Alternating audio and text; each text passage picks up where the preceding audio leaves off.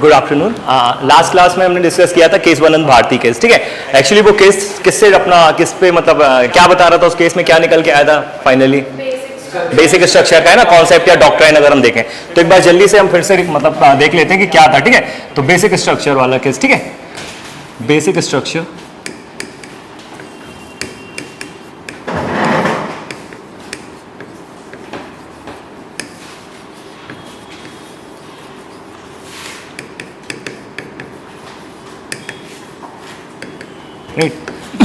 ये अपन ने स्टार्ट किया था कि देखा था कि एक्चुअली एक लड़ाई छोटी सी देखें कि जुडिशरी और एग्जीक्यूटिव, ठीक है, उनकी लड़ाई, उनका टसल जो पावर टसल था उसको लेकर के शुरू हुई, ठीक। हमने देखा था कि यार पावर्टी बहुत ज्यादा थी कंट्री में, और जो जितने भी लैंड्स थे, लैंड ओनर्स थे उस टाइम पर, वो जमींदार के पास सारे लैंड्स होते थे, ठीक है, और गरीब लोगों के पास लैंड होता नहीं था। और हमारा क्योंकि हमने अपने प्रीएम्बल में डिस्क्राइब करा है कि यार सोशल जस्टिस हम करेंगे, है ना, लोगों को देंगे, तो हर किसी को कि उनका रहने के लिए प्रॉपर थोड़ा सा कम से कम इतना तो हम प्रोवाइड कर सके।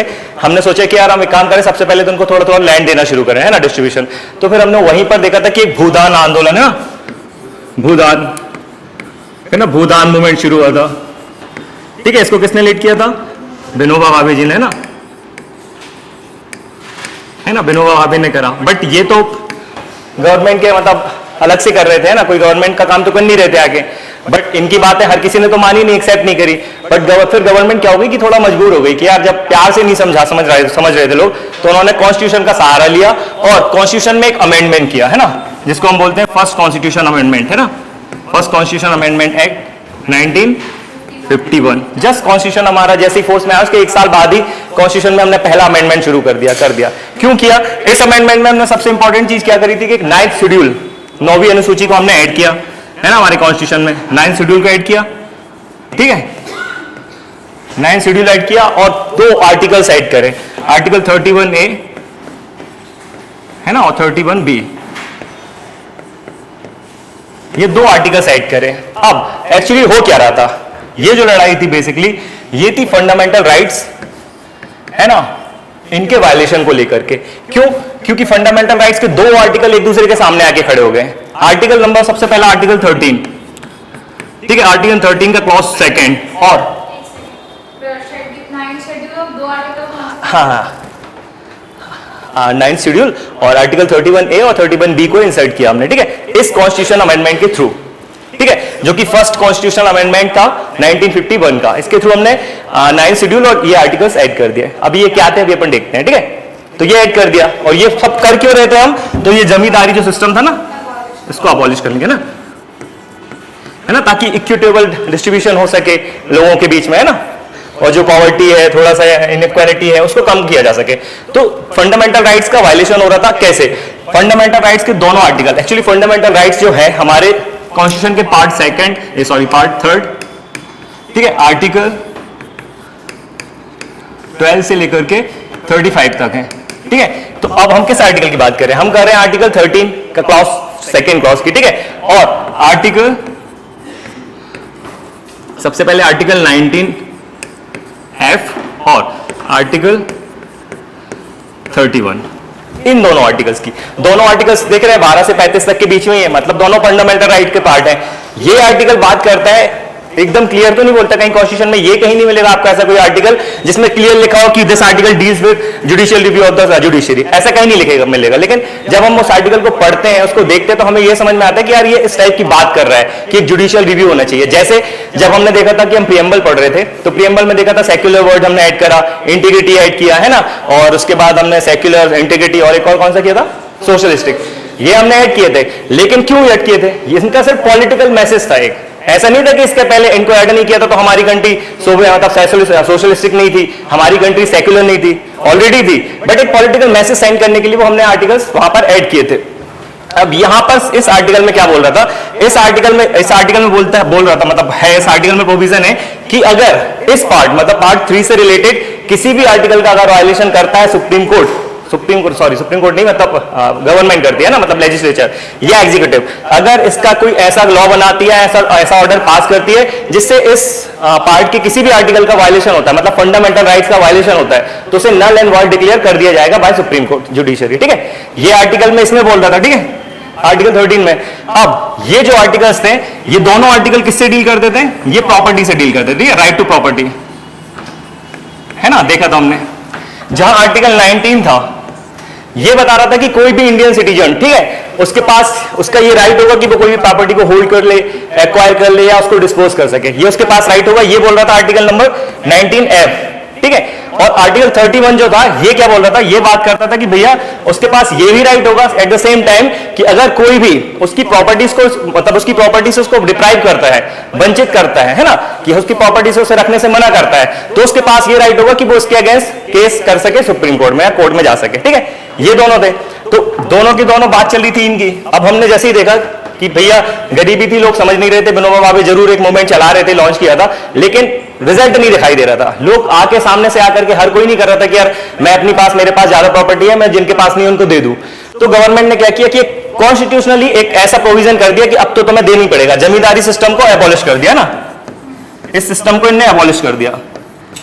ठीक है, ये लैंड रिफॉर्म का पार्ट था, तो इस सिस्टम को इन्हें एबॉलिश कर दिया। जैसे ही एबॉलिश किया तो गवर्नमेंट अब खुद जा जाके लोगों को जिनके पास ज्यादा है उनसे जमीन छीनती और जिनके पास नहीं थी उनको देने लगी।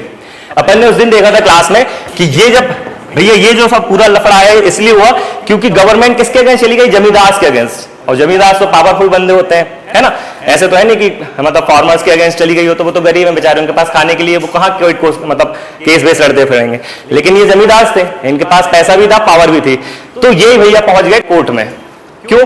क्योंकि राइट टू प्रॉपर्टी क्या है, इनका फंडामेंटल राइट है। देखा ना हमने ये आर्टिकल में ना, आर्टिकल 19F के मतलब रिगार्डिंग ये फंडामेंटल राइट है कि वो कोई प्रॉपर्टी अक्वायर कर सकते हैं, होल्ड कर सकते हैं। ठीक है, ये इनका राइट है, ये फंडामेंटल राइट है।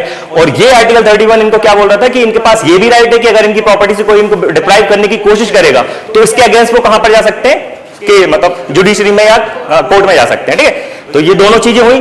क्यों? क्योंकि फर्स्ट कॉन्स्टिट्यूशन अमेंडमेंट से 9 शेड्यूल ने ऐड करा और इस आर्टिकल इन दोनों आर्टिकल में बोल दिया कि अब गवर्नमेंट चाहे तो किसी को भी उसकी प्रॉपर्टी से हटा सकती है, डिप्राइव कर सकती है, एक्चुअली ये बोल दिया। ठीक है, और वो उन्हें करने लगे। लेकिन भैया ये तो इनका फंडामेंटल राइट था। और आर्टिकल 13 क्या बोल रहा था कि अगर कोई भी इस पार्ट को मतलब वायलेट करने की कोशिश करता है, फंडामेंटल राइट्स को कर्टेल करने की कोशिश करेगा, तो हमारे पास मतलब वो जुडिशियल रिव्यू के तहत अंडर में आएगा और उसे हम जो है नल एंड वॉइड डिक्लेयर कर देंगे, अनकॉन्स्टिट्यूशनल डिक्लेयर कर देंगे, इनवैलिड डिक्लेयर कर देंगे। ठीक है, तो ये जाएंगे किसके पास, इनके फंडामेंटल राइट्स का हुआ वायलेशन, ये किसके पास गए, कोर्ट के पास गए अंडर आर्टिकल 13(2). ठीक है, जुडिशियल रिव्यू कोर्ट ने किया और पहला केस हमारे सामने आया। क्या था वो केस? फर्स्ट केस, हाँ, शंकरी प्रसाद है ना,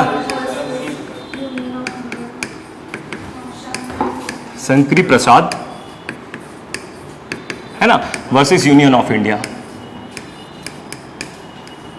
है ना। ये केस हुआ हमारा 1951 में।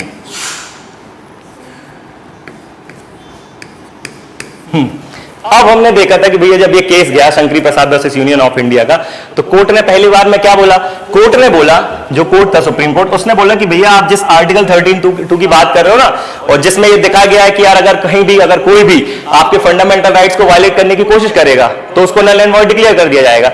इसमें यहां पर एक वर्ड यूज किया गया था, law. Any law made by government, legislature, और कौन बनाएगा, यही लोग बनाएंगे, या फिर कोई ऑर्डर।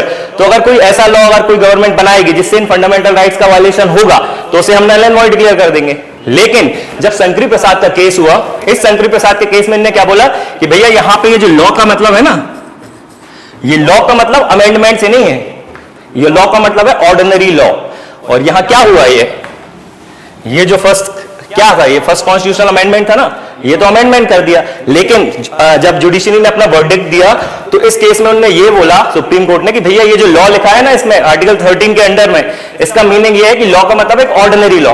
कैसे ऑर्डिनरी लॉ? जैसे अभी देखो जो कॉन्स्टिट्यूशन में लिखा है वो तो सारे कॉन्स्टिट्यूशन के प्रोविजन कहलाते हैं। अब अगर हम ऑर्डिनरी लॉ की बात करें तो हमारा डाउरी वाला लॉ है ना, प्रोविजन ऑफ डाउरी, ये समझ लेना एक ऑर्डिनरी लॉ है। अब तो उन्होंने बोला कि अगर इस टाइप का कुछ हो रहा है तो वो ऑर्डिनरी लॉ कहलाएगा, लेकिन आपने तो अमेंडमेंट किया है, आपने मतलब गवर्नमेंट ने तो अमेंडमेंट किया है और वो अमेंडमेंट इस ऑर्डिनरी लॉ के अंडर में नहीं आता, ठीक है।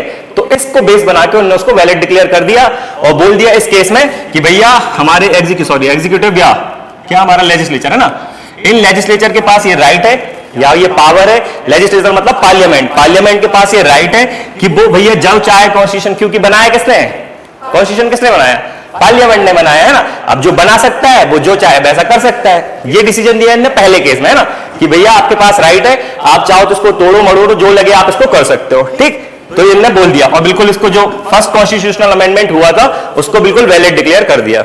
ये केस हुआ पहला खत्म, आया समझ में है ना। अपन ने उस दिन भी देखा था। अब ये तो इनने इसको सही बोल दिया, फिर थोड़ा आगे बढ़े, फिर आगे चलती गई कहानी। हाँ सेकेंड केस आया हमारा है ना सज्जन सिंह।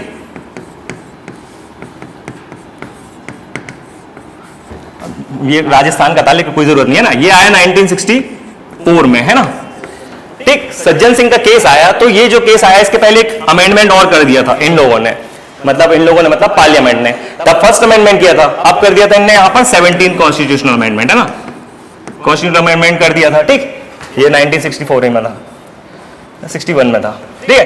तो ये अमेंडमेंट, इस अमेंडमेंट में था कुछ नहीं, क्या हुआ था देखना, इस अमेंडमेंट में लोग कर क्या रहे थे, ये अमेंडमेंट किया और ये जो फर्स्ट अमेंडमेंट किया था ना, ये बहुत गजब का अमेंडमेंट था, बहुत ही अल्टीमेट। कैसे सुनना, इस अमेंडमेंट से इन्होंने जो ये शेड्यूल जोड़ा था ना 9 शेड्यूल, इस शेड्यूल में बहुत इसको स्पेशल पावर दे दी थी।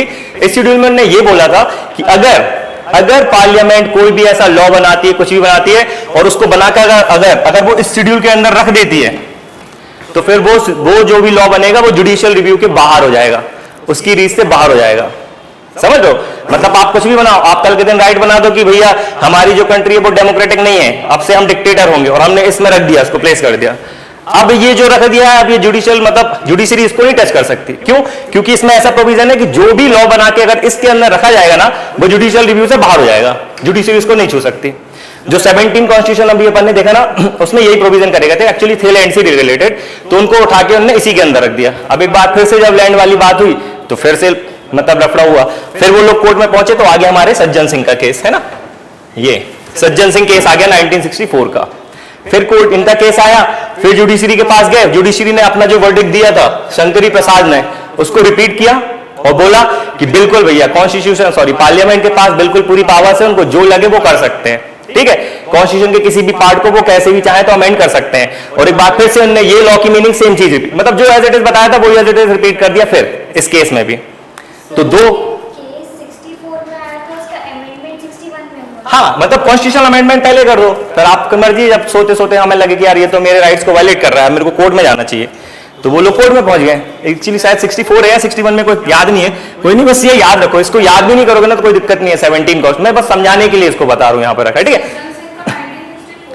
हाँ ये कोर्स 64 में हुआ था सज्जन सिंह का, ठीक है, ये 64 में हुआ था, ठीक। तो अब ये जब केस आया सज्जन सिंह का, तो जो इन्होंने शंकरी प्रसाद ने इसको बोला था, अपना वर्डिक्ट दिया था, एज इट इज रिपीट कर दिया यहाँ पर, एज इट इज रिपीट कर दिया, ठीक है। फिर कौन जीत गया, फिर से पार्लियामेंट जीत गई, फिर से लेजिस्लेचर जीत गई। अब सब अच्छा चल रहा था, बोले बहुत अच्छी बात है, लेकिन हर किसी के दिन आते हैं। अब आएगी आंटी की बारी, अब आए भैया गोलकनाथ केस 1967 गोलकनाथ केस, ठीक है।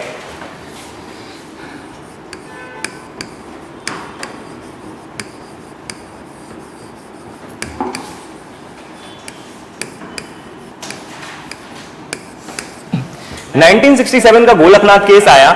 इस केस को हमने देखा था कि पहली बार ऐसा हुआ था कि सबसे बड़ी कॉन्स्टिट्यूशनल बेंच उस टाइम तक की, लेकिन आज तक की अगर सबसे बड़ी कॉन्स्टिट्यूशनल बेंच अगर बोले तो किस केस के लिए बैठी है, तो केस वर्णन के लिए। लेकिन ये क्योंकि 67 में था, तब तक के लिए सबसे बड़ी जो लार्जेस्ट बेंच थी ना कॉन्स्टिट्यूशनल बेंच, वो इस केस में बैठी, क्योंकि बार बार क्वेश्चन चल रहा था कि भाई कौन पावरफुल है, फंडामेंटल राइट ज्यादा मतलब को वायलेट कर सकती है पार्लियामेंट की नहीं कर सकती, ठीक है। इसलिए जब क्वेश्चन बड़ा होता जा रहा था तो एक बड़ी बेंच बिठा ली गई फाइनली। तो गोलकनाथ केस में 11 जजेस की बेंच आई है ना, 11 जजेस थे इसमें, ठीक है। और इनने डिसीजन दिया बिल्कुल 180 डिग्री का टर्न लेते हुए, सीधे घूम गए, पलट गए, जो भी उन्होंने दोनों डिसीजन दिए थे ना शंकरी प्रसाद में और सज्जन सिंह में, कि भैया पार्लियामेंट के पास फुल पावर है, अनलिमिटेड पावर है, किसी भी पार्ट को कैसे भी चाहे वो चेंज कर सकती है, ठीक है, उन्होंने ही बनाया तो वो मिटा भी सकते हैं। अब इस वाला जैसे केस आया तो इस केस में पहली बार सुप्रीम कोर्ट ने बोला कि नहीं, पार्लियामेंट के पास अनलिमिटेड पावर्स नहीं है। ऐसा नहीं है कि पार्लियामेंट के मन में जो आएगा वो करेंगे और जो लगेगा उसको चेंज करते फिरेंगे, कॉन्स्टिट्यूशन की तहस नहस करके रख देंगे, ये नहीं कर सकते आप, ठीक है, कुछ रिस्ट्रिक्शंस आपके ऊपर हैं। जैसे ही ये चीज बोली तो भैया बवाल हो गया, आतंक टाइप का मच गया। क्यों?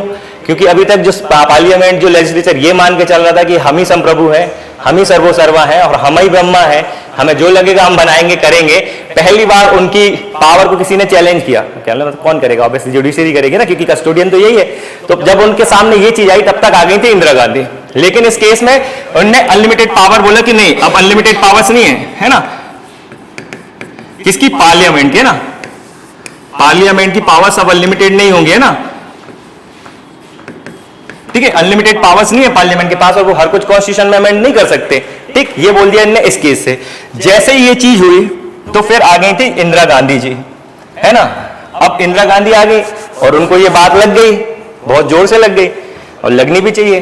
भैया आपको अपन ने उस दिन भी डिस्कस किया था कि आप तो एग्जीक्यूटिव के पार्ट हो और वो भी परमानेंट, आपको हमने मतलब पब्लिक ने तो नहीं आपको इलेक्ट करके भेजा यहाँ पे, लेकिन हम तो इलेक्टेड बॉडी, हम मतलब पार्लियामेंट तो इलेक्टेड बॉडी है और इलेक्टेड बॉडी होने के नाते हमारे पास ये राइट बनता है कि हमें जो लगे हम वो करें, है ना। तो इसको बेस बना के उनने ला दिया 24 कॉन्स्टिट्यूशन अमेंडमेंट एक्ट, है ना। तो अपन ने देखा था 24 कॉन्स्टिट्यूशनल अमेंडमेंट एक्ट आया 1971, है ना। इसमें इनने फिर वापस से बस लड़ाई चल रही थी, समझ लो छोटे बच्चे जैसी, जो पार्लियामेंट है ना बच्चों जैसी जिद कर रहा था कि नहीं नहीं नहीं हमें पूरी पावर दो, हमें तो चाहिए, हमें चॉकलेट चाहिए, हमें नहीं जानते हैं मम्मी हमें दो। तो वो फिर वापस अपनी जिद करने लगा कि नहीं नहीं नहीं हमारे पास तो अनलिमिटेड पावर्स हैं, आप हमारी पावर्स को नहीं कर सकते, ठीक है। तो इनने क्या किया, जो आर्टिकल अमेंडमेंट वाला जो एक्चुअली आर्टिकल था वो आर्टिकल डील करता हमारा अमेंडमेंट वाला आर्टिकल 368, ठीक है, और जुडिशियल वाला अभी हमने देखा आर्टिकल 13 है। तो इनने इसको तो चेंज कर ही करा, इसको भी चेंज कर दिया। इसमें इनने बोला कि हमारे पास अनलिमिटेड पावर्स हैं, जो वो बोल रहे थे कि हमारे पास यहां पर इसको कॉन्स्टिट्यूशन को अमेंड, ये अमेंडमेंट से रिलेटेड है, आर्टिकल 368 कॉन्स्टिट्यूशन में अमेंडमेंट कैसे होता है वो इससे डील करता है, ठीक है।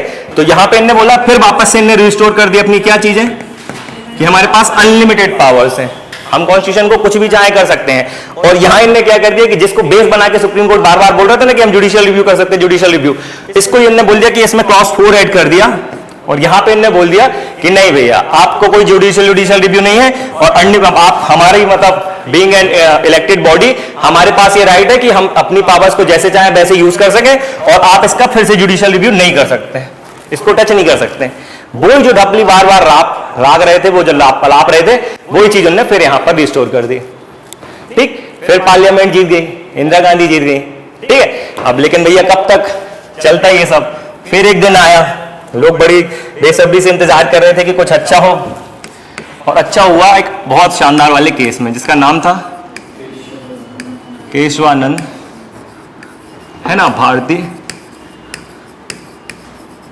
बस स्टेट ऑफ केरला से क्या करना, केशवानंद भारती केस है ना, ये आया 1973 का, ठीक है। और ये केस था लैंडमार्क मतलब कह सकते अपन, वो केस साबित हुआ ये ना। ये अपन बोल रहे कभी क्वेश्चन आ जाए कि यार डेमोक्रेसी का लैंडमार्क केस कौन सा है, तो यही है। क्यों है वो? क्योंकि इसी, अब देखेंगे अपन के उस दिन देखा था ना, तो केशवानंद भारती जी ने केस किया, सेम चीजें चल रही है, कोई प्रॉपर्टी से रिलेटेड हुए, ठीक है। तो केशवानंद भारती का केस आया 1973 और इस केस में इन्होंने क्या बोला कि जो इन्होंने 74th कॉन्स्टिट्यूशनल अमेंडमेंट किया था, है ना, उसको इन्होंने सही डिक्लेयर कर दिया। पहली बार जो जुडिशरी थी वो एक दूसरे के साथ पैरेलली दोनों चलती हुई मतलब सामने दिखाई दिया। अब ये नहीं हो रहा था कि जुडिशरी इनके अगेंस्ट चली गई, जैसे कि अभी तक हर केस में होता रहा था।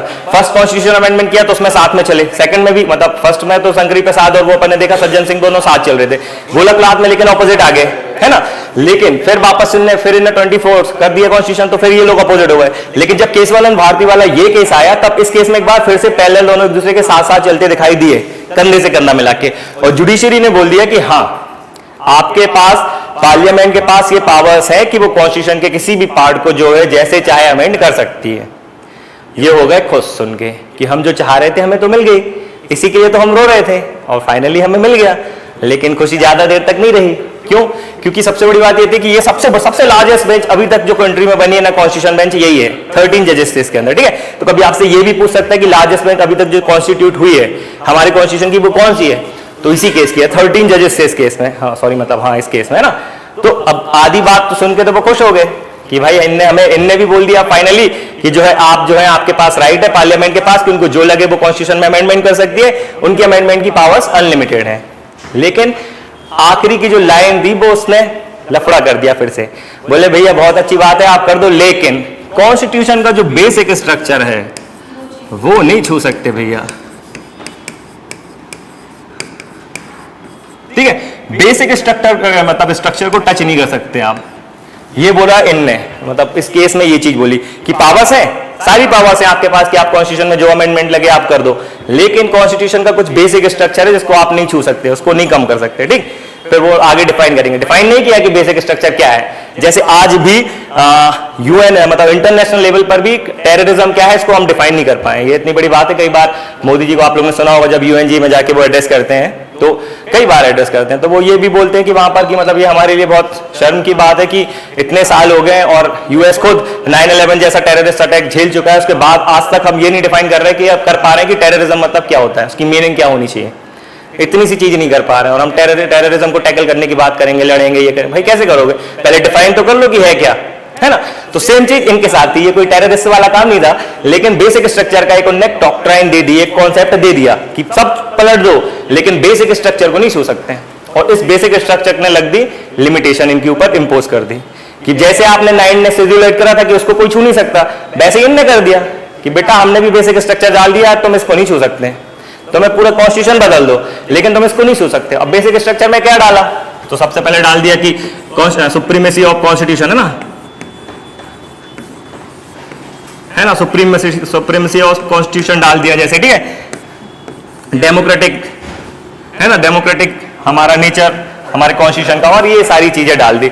अब आप चाहो कि अगर हम डेमोक्रेसी की जगह हम क्या बोले डिक्टेटरशिप में कन्वर्ट हो जाए, तो डेमोक्रेसी तो काय का फॉर्म है, बेसिक स्ट्रक्चर का है, तो वो वापस से इसको रिस्टोर कर देगी और आप जो कॉन्स्टिट्यूशन अमेंडमेंट करोगे वो फिर से जीरो कर देगी, फिर वापस अपने इस पे आ गए। मतलब तुम्हारे पास तुम्हें चाह कर भी तुम मतलब दे तो दिया था खेलने के लिए कि खेलो, लेकिन उसके ऊपर पावर इनने अपने हाथ में रख ली थी, है ना, कि तुम अब कुछ नहीं कर सकते, बस तुम्हें लगेगा जरूर कि हम कर लेंगे लेकिन नहीं कर सकते। ऐसे उन्होंने बोला कि फंडामेंटल राइट्स जो है, फंडामेंटल राइट्स के साथ भी सेम चीज है कि भाई फंडामेंटल राइट्स को भी आप चाहो तो चेंज कर लो, लेकिन उसका भी बेसिक जो कॉन्सेप्ट है उनको नहीं छू सकते, तो फिर बचा क्या है ना।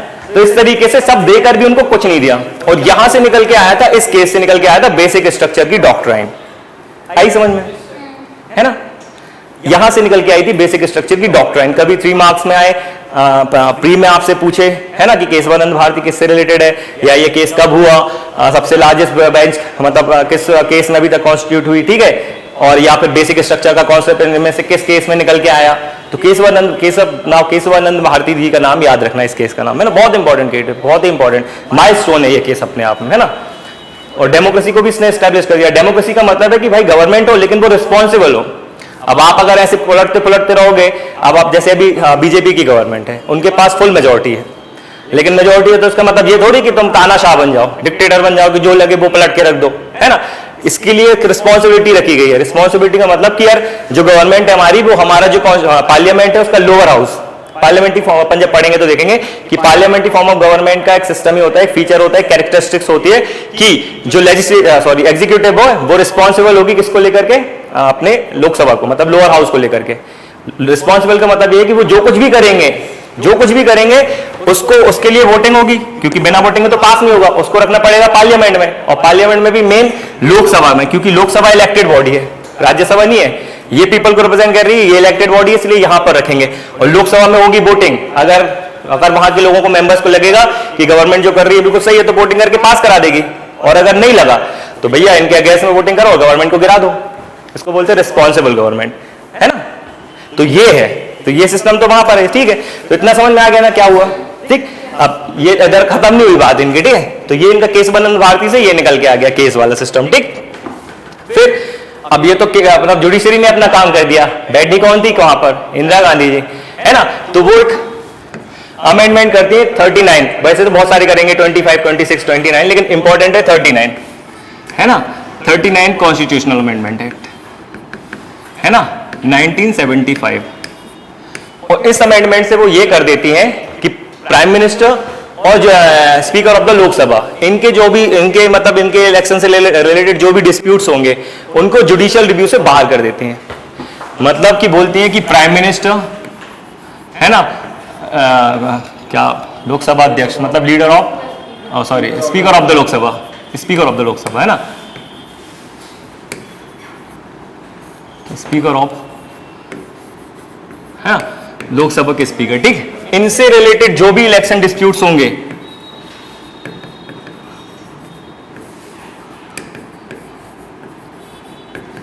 ठीक है, इनसे रिलेटेड इलेक्शन डिस्प्यूट्स को किसी भी कोर्ट में नहीं सुना जाएगा, ठीक है, कोर्ट नहीं इनको इनके मैटर में इंटरफेयर करेगी। क्यों करा था ऐसा? अपन ने उस दिन देखा था, इंदिरा गांधी जी इलेक्शन लड़ी थी, कहां से? यूपी से, और गलत तरीके से इलेक्शन जीत गई थी। तो यूपी में अभी भी कोर्ट है ना, अभी भी इलाहाबाद कोर्ट है, अभी इलाहाबाद कोर्ट का नाम नहीं चेंज किया, अभी भी इलाहाबाद है। इलाहाबाद का नाम चेंज कर दिया, क्या रख दिया? प्रयागराज, है ना, लेकिन कोर्ट का नाम नहीं करा चेंज, क्योंकि अगर कोर्ट का नाम चेंज करेंगे तो कॉन्स्टिट्यूशन चेंज मतलब कॉन्स्टिट्यूशनल अमेंडमेंट करना पड़ेगा, और इतनी सी चीज के लिए क्यों अमेंडमेंट करें, इसलिए नहीं कर रहे हैं। तो अभी भी इलाहाबाद कोर्ट है। तो इलाहाबाद कोर्ट में नारायण, जस्टिस नारायण थे, उन्होंने इंदिरा गांधी का केस हेयरिंग कर रहे थे वो, कि भैया मतलब उन्होंने केस कर दिया था एक जन ने कि इन्होंने जो है गलत तरीके से मतलब सही तरीके से नहीं इलेक्शन जीता, और इलेक्शन में इन्होंने मतलब उल्ट पटांग चीजें करी है, रॉन्ग डूइंग करके ये केस जीत गई है, ठीक है। तो वो केस हुआ, इलाहाबाद हाई कोर्ट में चला, उसकी हियरिंग चल रही थी, और केस गया इंदिरा गांधी के अगेंस्ट में इंदिरा गांधी के अगेंस्ट में गया, और इंदिरा गांधी के जो इलेक्शन जीती थी उसको बोला गया कि ये इनवैलिड है, और आपके जो मतलब आप जो इलेक्शन जीती हो उसको हम इनवैलिड डिक्लेयर करते हैं, ठीक है। अब प्राइम मिनिस्टर तो रह नहीं गई, मतलब नहीं रह जाएंगी वो, क्योंकि भाई इलेक्शन तो उनका इनवैलिड डिक्लेयर हो गया, और साथ साथ उन्होंने बोल दिया था कि अब आप 6 साल आगे तक आप केस नहीं लड़ सकते, मतलब इलेक्शन नहीं लड़ सकते। ऐसा वर्डिक्ट दिया था इलाहाबाद कोर्ट ने उसमें, इसलिए उन्होंने कर दिया 39 कॉन्स्टिट्यूशन अमेंडमेंट, ठीक है। और उस अमेंडमेंट से इन्होंने प्राइम मिनिस्टर, अब वो खुद क्या थी प्राइम मिनिस्टर, तो खुद के इलेक्शन को और लोकसभा स्पीकर के इलेक्शन को, ऐसे इलेक्शन इन लोगों के इलेक्शन को इनके जुडिशियल के मतलब जुडिस्डिक्शन से ही बाहर कर दिया, उनकी पहुंच से ही बाहर कर दिया कि बेटा अब तुम छू ही नहीं सकते। ये होती है पावर, है ना, आयरन लेडी है वो भी कि तुम दाल डाल तो मैं पात करो बेटा, तो उन्होंने ये कर दिया। अब ये चीज चल रही थी, ठीक। अब सुप्रीम कोर्ट कुछ नहीं कर रहे थे, बैठ गए थे शांत। क्यों? क्योंकि जस्ट 1 साल बाद ही अपन ने देखा 42nd कॉन्स्टिट्यूशन अमेंडमेंट हुआ, है ना, 1976। सेम चीज इंदिरा गांधी जी ने रिपीट कर दी, इलेक्शन हार गई थी, उन्होंने रिपीट कर दी। मेन काम की चीज यही है कि पावर्स, पार्लियामेंट की पावर्स अनलिमिटेड है, पार्लियामेंट ही सुप्रीम है। सुप्रीम कोर्ट नाम रखने से सुप्रीम नहीं हो जाओगे हम सुप्रीम है, तुम्हारा नाम सुप्रीम है तो तुम सुप्रीम नहीं हो, सुप्रीम पार्लियामेंट है, पार्लियामेंट की पावर्स अनलिमिटेड ही होंगी, ठीक है। और फिर वो जो चीज को लेकर लगी थी कि हम किसी भी कॉन्स्टिट्यूशन के किसी भी पार्ट को चेंज कर सकते हैं, कोई भी कॉन्स्टिट्यूशन में किसी भी पार्ट को हम जैसे चाहें तो अमेंड कर सकते हैं। फिर चीज इस वाले कॉन्स्टिट्यूशन अमेंडमेंट में भी उन्होंने वही चीज रिपीट कर दी सेम, कि भैया हमारे पास अनलिमिटेड पावर्स है, हम किसी भी पार्ट को कॉन्स्टिट्यूशन के अमेंड कर सकते हैं। अब जो वो जजेस थे, इमरजेंसी लगाई गई थी क्योंकि इलेक्शन हार गई थी और इतनी बड़ी बड़ी चीजें हो रही थी, तो जजेस थे, इनफैक्ट जजेस तक के अंदर इतना डर था कि वो खुद भाग रहे थे, भाई हेयरिंग कौन करे, क्यों नहीं केस हो रहे थे, क्योंकि इंदिरा गांधी जो मिल रही थी उन सबको पकड़ के जेल में डाल रही थी। तो जजेस तक खौफ में थे कि भैया ऐसा ना हो कि हम तो जज हैं, पता चले हवाई को पकड़ के जेल में डाल दें, तो हिस्ट्री में हमारा नाम रिकॉर्ड हो जाए कि पहला जज कौन था जिसको जेल में डाल गया तो फिर आज हमें पढ़ रहे होते कि यार ये जज थे, ठीक है। अमेंडमेंट एक्ट, हाँ वो तो एक्ट बहुत सारी चीज, इसको मिनी कॉन्स्टिट्यूशन बोलते हैं। ये जो एक्ट ये ना इतने सारे चेंजेस किए थे इसमें कि इसको मिनी कॉन्स्टिट्यूशन बोलने लगे, इतना पूरा कॉन्स्टिट्यूशन ही बदल दिया था। जो अपन बात कर रहे हैं ना बेसिक स्ट्रक्चर की, बस उन्होंने ये नहीं किया था कि डेमोक्रेसी की जगह डिक्टेटरशिप कर दी और रिपब्लिक, क्योंकि उससे उनको मतलब नहीं, रिपब्लिक सारी चीजें अपन, हाँ उसको डिटेल में देखेंगे अपन। 42nd कॉन्स्टिट्यूशन अमेंडमेंट क्या था, अनलिमिटेड पावर्स वापस से रिस्टोर कर दी पार्लियामेंट की पावर। जैसे सुप्रीम कोर्ट का वर्डिक्ट आता था, इंदिरा गांधी वापस अपनी पावर्स को कॉन्स्टिट्यूशन अमेंडमेंट के थ्रू वापस से रिस्टोर कर लेती। यही लड़ाई चल रही थी, जब वो कभी कम करती तो जब वापस से कर लेती, वो भी बोलती कि तुम सुप्रीम हो तो नहीं हो, हम सुप्रीम है। हाँ सबको सब चेंज हो गया, उससे कोई, लेकिन बेसिक स्ट्रक्चर की डॉक्ट्राइन आ गई, तब आ गई, मैं बात कर रहा हूं आ गई। वो चेंज कर रहा है, वो सब हो रहा है, आ गई, लेकिन वहां से उन्होंने बोला, लेकिन वो मान कहां रहे, उन्होंने बोला कि ये होगा। हाँ हाँ, बेसिक स्ट्रक्चर नहीं चेंज किया था, मतलब जो उनको लग रहा था वो चेंज कर रहे थे। अब देखो ना, पार्लियामेंट का अपन ने उस दिन भी डिस्कस किया था कि लोकसभा का, हमारे जो विधानसभा इनका टेन्योर कितना है 5 इयर्स, उनने टेन्योर ही उठा के 6 ईयर कर दिया है ना। हमारे ये सारी चीजें, बहुत सारे चेंजेस, मतलब मैं बता रहा हूं बहुत सारे चेंजेस किए थे। इसीलिए तो इसको मिनी कॉन्स्टिट्यूशन बोलते हैं। आज तक की हिस्ट्री का टिल डेट आज तक का सबसे बड़ा कॉन्स्टिट्यूशन अमेंडमेंट अगर हुआ है तो यही है। 42nd एग्जाम में पूछता है कि इनमें से किस अमेंडमेंट को मिनी कॉन्स्टिट्यूशन के रूप में भी जानते हैं नाम से, तो इसी 42nd कॉन्स्टिट्यूशन अमेंडमेंट। इतना सारे चेंजेस करे थे, भर भर के बदला लिया था उन्होंने सब जुडिशरी से, ठीक है, खूब सारे चेंजेस कर दिए थे। इसलिए इसको देखेंगे अपन डिटेल में, आएगा आपको लिखने के लिए 11 मार्क्स में आएगा, तो कैसे लिखना है मेंस में अपन वो डिस्कस कर लेंगे, ठीक है। क्या क्या चेंजेस हुए, लेजिस्लेचर पे क्या किया, एग्जीक्यूटिव में क्या करा, क्या चेंजेस करे, है ना, प्रीएम्बल में क्या चेंज करे, इलेक्शंस में, तो सारा कुछ अपन एक एक करके पॉइंट वाइज देख लेंगे अभी। लेकिन अपने को जो याद रखना है केस से रिलेटेड वो यही है कि अपनी पावर्स को रिस्टोर कर लिया, ठीक। तो ये सब तो चलता रहा, लेकिन भैया इसके बाद 44th कॉन्स्टिट्यूशनल अमेंडमेंट होता है। क्यों? क्योंकि इलेक्शन होते हैं कंट्री के अंदर, इमरजेंसी लग गई तो लोग इलेक्शन की बात करने लगे, सब जगह अफरा तफरी टाइप की मच गई। इंदिरा गांधी को लग रहा था इलेक्शन में मैं जीत के आ जाऊंगी, लेकिन हुआ उल्टा, और इंदिरा गांधी और कांग्रेस की सरकार हार गई। मतलब पहली बार देश में ऐसा हुआ कि नॉन कांग्रेस गवर्नमेंट फॉर्म हुई सेंटर के लेवल पर। अभी तक मतलब कांग्रेस का ही वर्चस्व चलता था हर जगह पे, मतलब शुरू से लेके जब से हम आजाद हुए थे तब से लेकर के 77 तक मतलब इनकी गवर्नमेंट रहती थी, कांग्रेस की गवर्नमेंट रहती थी सेंटर में, इनफैक्ट स्टेट्स में भी रहती थी। लेकिन अगर आपने थलाई भी देखी, थलाई भी मूवी कंगना रनौत की देखा करो। इसलिए पहली बार तमिलनाडु में ऐसा हुआ था कि पहली बार कोई स्टेट बना था जहां पर पहली बार नॉन कांग्रेस की गवर्नमेंट वहां पे फॉर्म हुई थी स्टेट लेवल पर 1967 में। कौन सी पार्टी उनकी, AIDM के जो कुछ भी है, वो उस पार्टी ने वहां पर अपनी गवर्नमेंट बनाई थी। नहीं तो हर जगह पे यही होता था, स्टेट्स में भी कांग्रेस ही ने लीड किया था। देश के इंडिपेंडेंस में किसका रोल था? 2 पार्टी थी, एक इंडियन नेशनल कांग्रेस और एक मुस्लिम लीग, तो वो तो अपना लेके भग गई थी, अब बचा कौन? Indian national Congress. तो हर कोई पार्टी थी, लेकिन जिसको मेजोरिटी मिलेगी गवर्नमेंट वही फॉर्म करेगा ना, है ना। तो मेजोरिटी का सिस्टम चलता है। ऑपोजिशन भी नहीं था, अपोजिशन नहीं था अपोजिशन। सबसे पहले अपोजिशन आएगा अभी 1979 में, अभी क्या नाम है उनका, चौहान है कोई, वो पहले अपोजिशन लीडर बने थे। सीधे सीधे अगर 500 सीट्स, अगर मान लो जैसे अभी 500 सीट्स हैं, ठीक है, या 550 सीट्स हैं अभी, तो कांग्रेस को कैसी मेजोरिटी मिलती थी? 500 ऐसी सीट्स मिलती थी। अब काय का अपोजिशन रहेगा? अपोजिशन बनने के लिए ये पूरी ये टोटल सीट्स का 1/10 होना चाहिए आपके पास। इसलिए अगर देखा होगा कि जब पहली बार मोदी जी की गवर्नमेंट बनी थी, याद है किसी को, 2014 में, तो ऑपोजिशन पार्टी का स्टेटस ही नहीं दिया जा रहा था किसी को। क्यों? क्योंकि सोचो पूरे देश में इतनी सारी पार्टीज है कि पूरे देश में कोई भी पार्टी ऐसी नहीं थी ऑपोजिशन की जिसको भी इस 550 का 1/10 मिला हो, मतलब 55 सीट्स मिली हो। एक भी ऐसी सिंगल पार्टी नहीं थी। इसी के कारण से हमारा जो क्या बोलते हैं लोकपाल का जो बिल था ना, उनकी अपॉइंटमेंट थी इसी वजह से लटकी थी, क्योंकि उसमें जो एक कमेटी फॉर्म होती है उनमें सबसे इंपॉर्टेंट रोल होता है एक लीडर ऑफ ऑपोजिशन का भी। लेकिन अब जब कोई ऑपोजिशन ही नहीं है तो वहां का लीडर कैसे हो जाएगा? ये चलेगा लफड़ा, ठीक है। तो अब क्योंकि उस टाइम की बात कर रहे हैं, तब तो ऐसी सीट्स मिलती थी उनको, पता चले 500 में 550 में से 500 सीट्स कांग्रेस को मिल गई, ऐसी मेजोरिटी में आते थे एकदम। तो ना कोई अपोजिशन था ना कोई कुछ था। एक आध दो जो 50 सीटें जीत रहे हैं, तो 10 पार्टियों को 50 सीटें मिल गई, लेकिन वो क्या कर लेंगे? कुछ नहीं कर सकते, है ना। जो कर सकती थी कांग्रेस ही कर सकती थी, तो वो कर रही थी, ठीक। तो ये वाला इनने कॉन्स्टिट्यूशन अमेंडमेंट करा और ये तो इनने कर दिया। अब ये जैसे इलेक्शन हुआ तो इंदिरा गांधी हार गई, इलेक्शन हार गई। उनका जो सपना था, उनको लग रहा था जो मैं सही कर रही हूं वो टूट गया। और मोरारजी देसाई पहली बार, है ना, नॉन कांग्रेस मतलब प्राइम मिनिस्टर बने कंट्री के। पूछते हैं एग्जाम में कि पहले मतलब प्राइम मिनिस्टर कौन थे नॉन कांग्रेस, सही है, तो हम बताएंगे आंसर क्या हुआ, मोरारजी देसाई, ठीक है। क्यों बने? कहानी समझ गए। इमरजेंसी चल रही थी, 40 सेकंड से इन्होंने मिनी कॉन्स्टिट्यूशन कर दिया। हाँ, उससे पहले शुरू में रहे, फिर लेकिन अलग उन्होंने अपनी पार्टीज फॉर्म कर ली थी, बना ली। कांग्रेस का तो कई बार स्प्लिट चलता रहता है, उनको हटाओ, कांग्रेस को मत पढ़ो अभी। कांग्रेस का चलते ही रहेगा। कांग्रेस तो आगे तक स्प्लिट होकर एनसीपी बनाएगी, फिर टीएमसी निकल आएगी, और कांग्रेस से समझ लो बीजेपी निकल आई। सारे मतलब थे उनके नहीं, लेकिन आज मजाक कर रहा हूँ, ठीक है। अभी तो इस पे फोकस करना आप, ठीक। वो किस पार्टी से, वो मतलब क्या बोलते हैं, कोलिशन टाइप का, जनता मोर्चा था कोई, जनता सरकार बनी थी, जनता पार्टी थी कोई, भारतीय जनता पार्टी नहीं, जनता सरकार थी। उस जनता सरकार के से प्राइम मिनिस्टर बने थे ये मोरारजी देसाई, ठीक है। तो पहले प्राइम मिनिस्टर थे ये नॉन कांग्रेसी, ठीक है। तो इन्होंने 44th मतलब कॉन्स्टिट्यूशनल अमेंडमेंट किया, और जो कुछ भी चेंजेस यहाँ पर किए थे ना, बड़े बड़े चेंजेस, वो सारे रिपील कर दिए, फिर से अलग अलग कर दिए, और कॉन्स्टिट्यूशन जैसे पहले था वैसे इसको वापस से रिस्टोर कर दिया। ठीक है, इस 44th कॉन्स्टिट्यूशन अमेंडमेंट एक्ट के थ्रू। ठीक है, इंदिरा गांधी जी को भी समझ में आ गया कि जो मैंने करा था कि सही नहीं किया था, मतलब ऐसा नहीं करना चाहिए था। फिर वापस, लेकिन ये सरकार इनकी ज्यादा दिन नहीं चली, 1-2 साल में फिर गवर्नमेंट इनकी गिर गई, जनता सरकार। नहीं नहीं, ये जनता सरकार के लेकर आई 78 में। हाँ, जनता गवर्नमेंट लेकर के आई, मोरारजी देसाई की गवर्नमेंट। इंदिरा गांधी काय को लेके आई थी, वो तो यही लेके आई थी 42nd, है ना।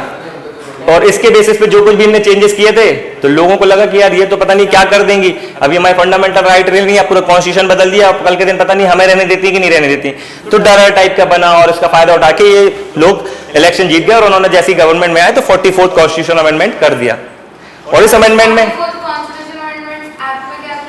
इसमें ये जो सारी, मतलब ये जो सारी चीजें करी रही थी ना कि अनलिमिटेड पावर्स होंगी, और जो 6 ईयर्स होगा इनका टेन्योर, और इमरजेंसी जैसे डिक्लेयर करी थी, तो इमरजेंसी डिक्लेयर करने के लिए प्रेसिडेंट के अप्रूवल की जरूरत नहीं होती थी। तब उन्होंने बोला अगर हमने वैसे ही कर दिया वापस एज इट इज, क्या था वो अपन पढ़ लेंगे, मैं अभी समझाने के लिए बस यहाँ डिस्कस कर रहा हूँ, है ना। अपन जाएंगे तो वो एक एक चीज में बहुत अंदर चले जाएंगे। अभी बस इतना याद रखना कि ये हुआ तो उसके मतलब उसके रिएक्शन में ये वाला अमेंडमेंट हो गया। क्यों हुआ? क्योंकि दूसरी गवर्नमेंट आ गई थी पहली बार सेंट्रल लेवल पर, ठीक, लेकिन ज्यादा देर नहीं चली, 1-2 साल में गवर्नमेंट गिर गई, और 1980s में फिर से इलेक्शन हुए, और वापस से इंदिरा गांधी फिर से मेजोरिटी में जीत करके फिर पार्टी में आ गई। ठीक, लेकिन अब फिर उन्होंने ऐसे कोई मतलब अमेंडमेंट नहीं किए, क्योंकि समझ गई थी कि मतलब ऐसा कोई मतलब नहीं है ज्यादा हमें कुछ करने का। अब ये सब चलता रहा, लेकिन फाइनली फिर एक केस हुआ, और वो भी इंपॉर्टेंट केस था, मिनर्वा मिल्स केस। हाँ, मिनर्वा मिल्स, ठीक है, मिनर्वा मिल्स केस होता है 1980 का। अब क्योंकि पाले में गेन किसके है? जुडिशरी के। क्या डिसीजन देगी?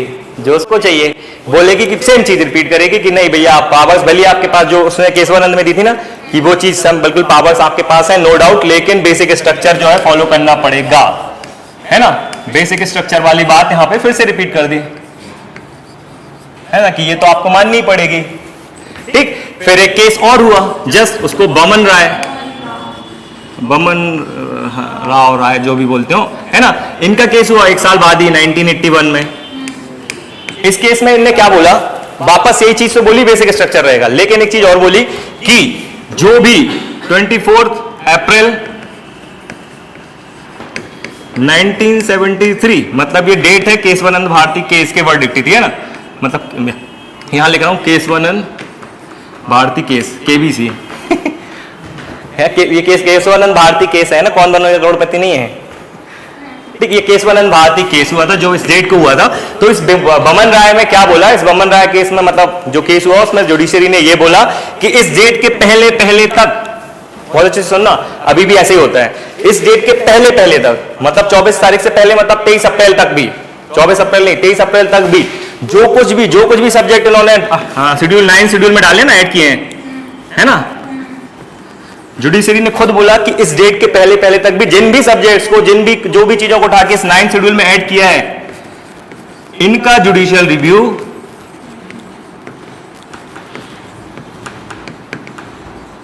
नहीं होगा, नहीं हो सकता। लेकिन इसके बाद के जो केसेस हैं उनका होगा।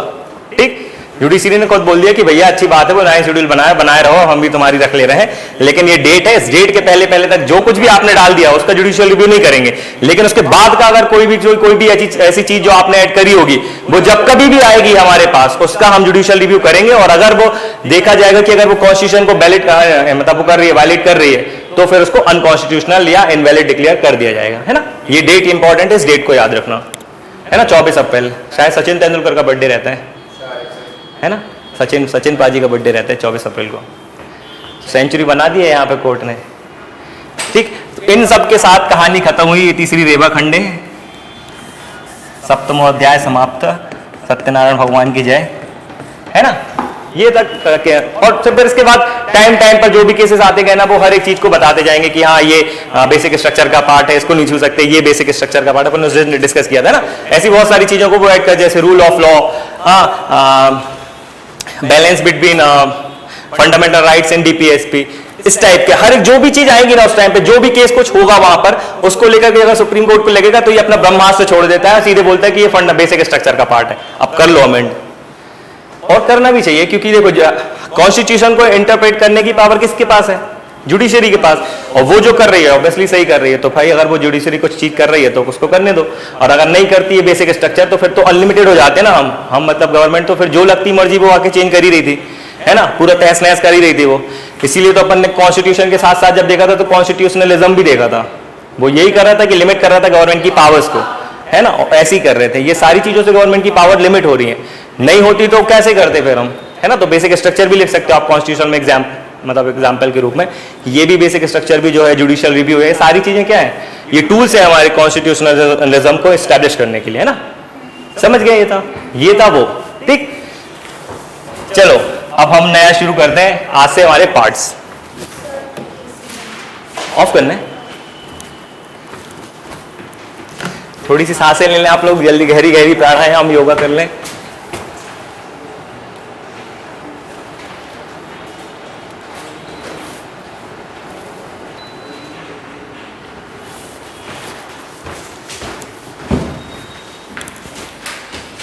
चालू।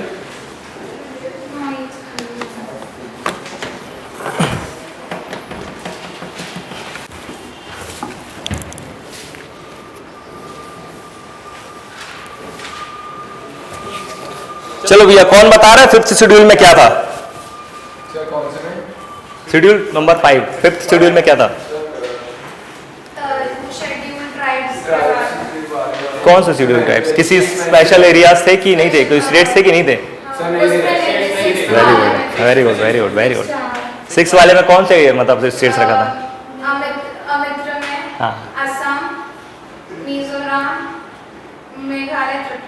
वाह वेरी गुड, है ना। ऐसे याद रखना है ना, वो ऐसे याद रहती है चीजें, ठीक।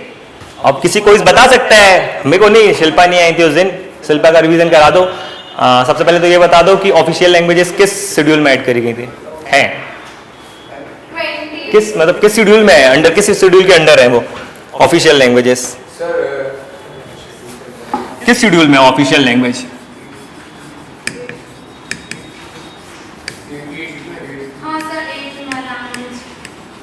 राइट, शेड्यूल नंबर 8 में ओरिजिनली कितने थे, कितने ऑफिशियल लैंग्वेज थी ओरिजिनली? ओरिजिनली जब कॉन्स्टिट्यूशन बना था 14 वर्ष का वनवास दिए थे भगवान को, है ना, तो 14 लैंग्वेजेस थी, है ना, 14। अब बताओ भैया, मेरे को याद दिला दो, इनको याद करा दो आप लोग कि कैसे याद किया था ये। ठीक है ना। सबसे पहले अपन ने इस 14 लैंग्वेजेस को, है ना, हाँ वो तो अपन ने शेड्यूल किया था, हाँ ना भैया। ये देखो 14 लैंग्वेजेस थी, इन 14 लैंग्वेजेस को अपन ने सबसे पहले क्लासिकल लैंग्वेज में देखा था, है ना, क्लासिकल लैंग्वेज, और फिर स्टेट्स, है ना, स्टेट से याद, स्टेट लैंग्वेज नहीं है स्टेट के नाम से याद। अब देखो क्लासिकल लैंग्वेजेस कितनी थी? 6। सबसे पहले कौन सी डिक्लेयर हुई थी? वेरी गुड, है ना। अपना फॉर्मूला क्या था याद करने का? मत को, है ना। T stands for Tamil. सबसे पहले क्लासिकल लैंग्वेज डिक्लेयर होने वाली लैंग्वेज 2004 में, है ना, तमिल को दे दिया। फिर संस्कृत, है ना, 5 में दे दी। फिर संस्कृत के बाद मतलब मलयालम बाद में आई थी, वो अपन बस याद कर लेना, लेकिन मलयालम, ठीक है।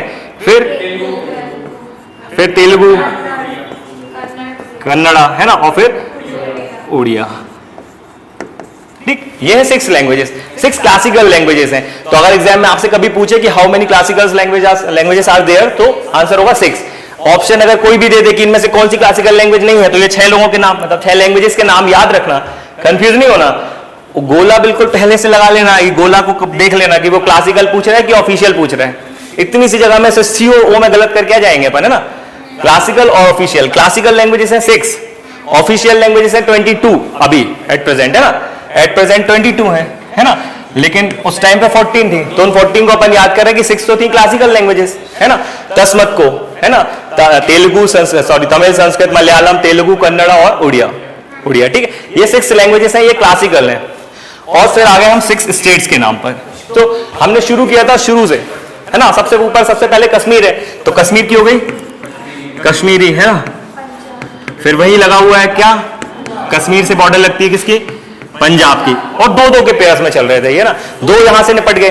अब थोड़ा अपन ये हो गए नॉर्थ में, अपन चले ईस्ट में। ईस्ट में 2 स्टेट्स, असम है ना, असमीज, ठीक है, और बंगाली, यहां के 2 हो गए। अब आगे नीचे साउथ में या वेस्ट में जो बोलो तो गुजराती और मराठी, ठीक है। तो ये 6 और 6 होगी 12, है ना। ऐसे याद रखना, वहां बिल्कुल फटाक से बनेगा, कोई पूछेगा ना सब सोते हुए बता दोगे। और ऐसे नहीं अपन क्लासिफिकेशन करते ना तो कभी नहीं बनते, मतलब लिटरली कंफ्यूज हो जाते हैं कि ऑफिशियल लैंग्वेज कौन सी है, ये कश्मीरी है कि नहीं है, क्या है कैसा है। तो ये 6 और 6 होगी 12, लेकिन अभी 2 बच गए, हाँ, है ना। +2 होगी हिंदी, ये सिस्टर्स हो गई दोनों, है ना, सगी बहन हिंदी उर्दू, सखी सहेली, है ना, ये दोनों टोटल हो गई 18। ये 18 लैंग्वेजेस वो लैंग्वेजेस हैं जो जब कॉन्स्टिट्यूशन इन्फोर्स हुआ था तब थी। 14 लैंग्वेजेस थी ओरिजिनली। कभी एग्जाम में ये भी दे सकता है कि इनमें से कौन सी लैंग्वेज जब कॉन्स्टिट्यूशन इन्फोर्स हुआ था तब थी, तो ये 14 को 14 याद रखना, फिर जो भी नहीं हो इनमें से वो बाहर हो जाएगी, है ना। तो ये इनको याद रखना। और ये तो ठीक है, नहीं हो तो फिर अगला आपने देखा था कि बाकी जो अभी हम बात कर रहे हैं कि यार मतलब 22 है तो 14 तो तब हो गई थी, 8 और ऐड हुई, तो सबसे पहले कौन सी ऐड हुई? हाँ, वेरी गुड, है ना। कौन से कॉन्स्टिट्यूशन अमेंडमेंट से? अरे वाह, है ना। सिंधी को ऐड किया अपन ने किस कॉन्स्टिट्यूशन से, है ना, 1967, है ना। फिर सिंधी के बाद किसको ऐड किया था अपन ने? हाँ, KMN, है ना। तो के मतलब कोंकणी,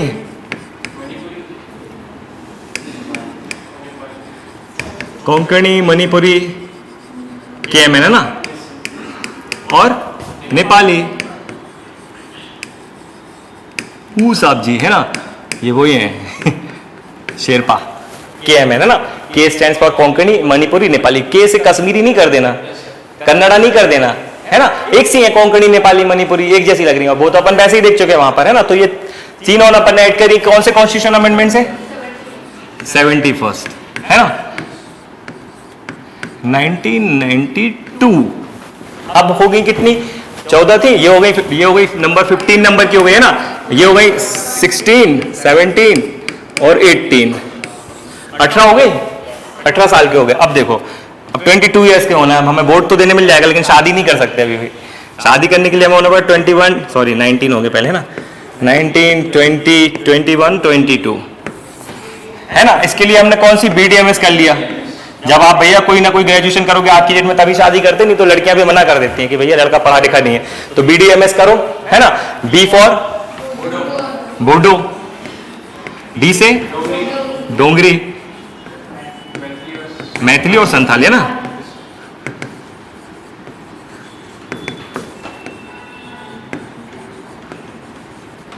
ठीक है, इसको हमने कौन से कॉन्स्टिट्यूशनल अमेंडमेंट से ऐड करा था? हाँ, 92, है ना। याद नहीं रहे तो इन दोनों को ऐड कर देना, 71 और 21 को ऐड कर दिया तो आ गया 92, है ना, 2003। ठीक है, तो ऐसे मिलाकर के 22 हमारी ऑफिशियल लैंग्वेजेस हो गई, है ना, शेड्यूल नंबर 8। ठीक है, और बाकी पूरे शेड्यूल्स याद है ना, टीयर्स ऑफ ओल्ड पीएम, है ना। ठीक है, बस उसको याद, कई बार क्वेश्चन पूछा है और कई बार भी पूछेगा, ये हमेशा पूछता रहा और हमेशा पूछेगा 3 मार्क्स में, प्री में, मेंस में, इंटरव्यू में, कभी भी, है ना। तो ये याद रखना, कोई भी पूछे तो अपने को याद है सारी लैंग्वेज। ठीक, अब चलो शुरू करें आज की कहानी।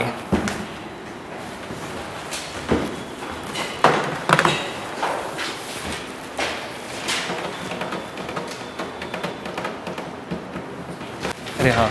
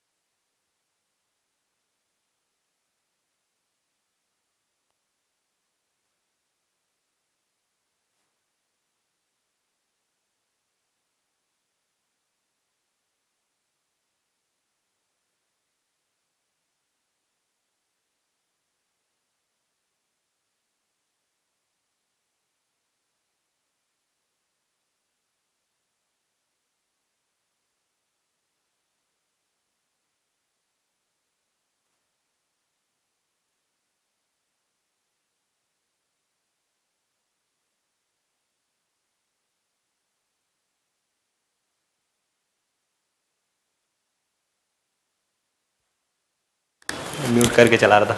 हाँ, है ना। तो कंट्री को कंट्री बनाने के लिए कुछ फीचर्स हैं, है ना, कुछ क्राइटेरियाज हैं जो कि फुलफिल हमें करने चाहिए।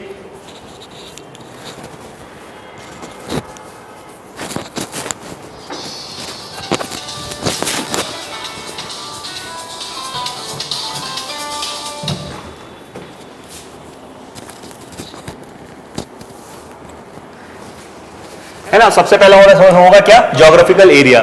अगर ज्योग्राफिकल एरिया ही नहीं होगा तो आप कंट्री कहां बनाओगे। अपन ने कहीं देखा, अभी आप लोग ज्योग्राफी पढ़ रहे हो, कभी आपने इतने सारे कॉन्टिनेंट पढ़ लिए हैं, मेरे को एक ऐसी कंट्री का नाम बता दो जो कहीं स्पेस में सिचुएटेड हो। पढ़ी?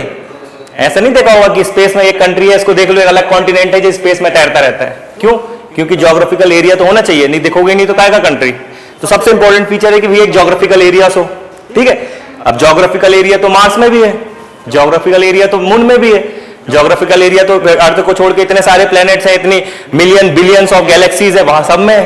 तो क्या वहां सब में कंट्री है क्या? कंट्री के अंदर का ज्योग्राफिकल एरिया नहीं, ज्योग्राफिकल एरिया समझ गए कि कोई लैंड हो, है ना। इसका मतलब है कोई लैंड होना चाहिए, है ना, लैंड होना चाहिए। ठीक। अब इतने से क्या काम चल जाएगा कि सिर्फ लैंड है तो भैया कंट्री बन जाओगे। मैं वही बता रहा हूं कि भैया लैंड तो मून में भी है, मार्स में भी है, सन में भी है, सन में जाके रह लो। तो सन में कोई कंट्री बना सकता है? नहीं। तो दूसरी इंपॉर्टेंट चीज जो होनी चाहिए वो होनी चाहिए सिटीजन्स या पीपल्स।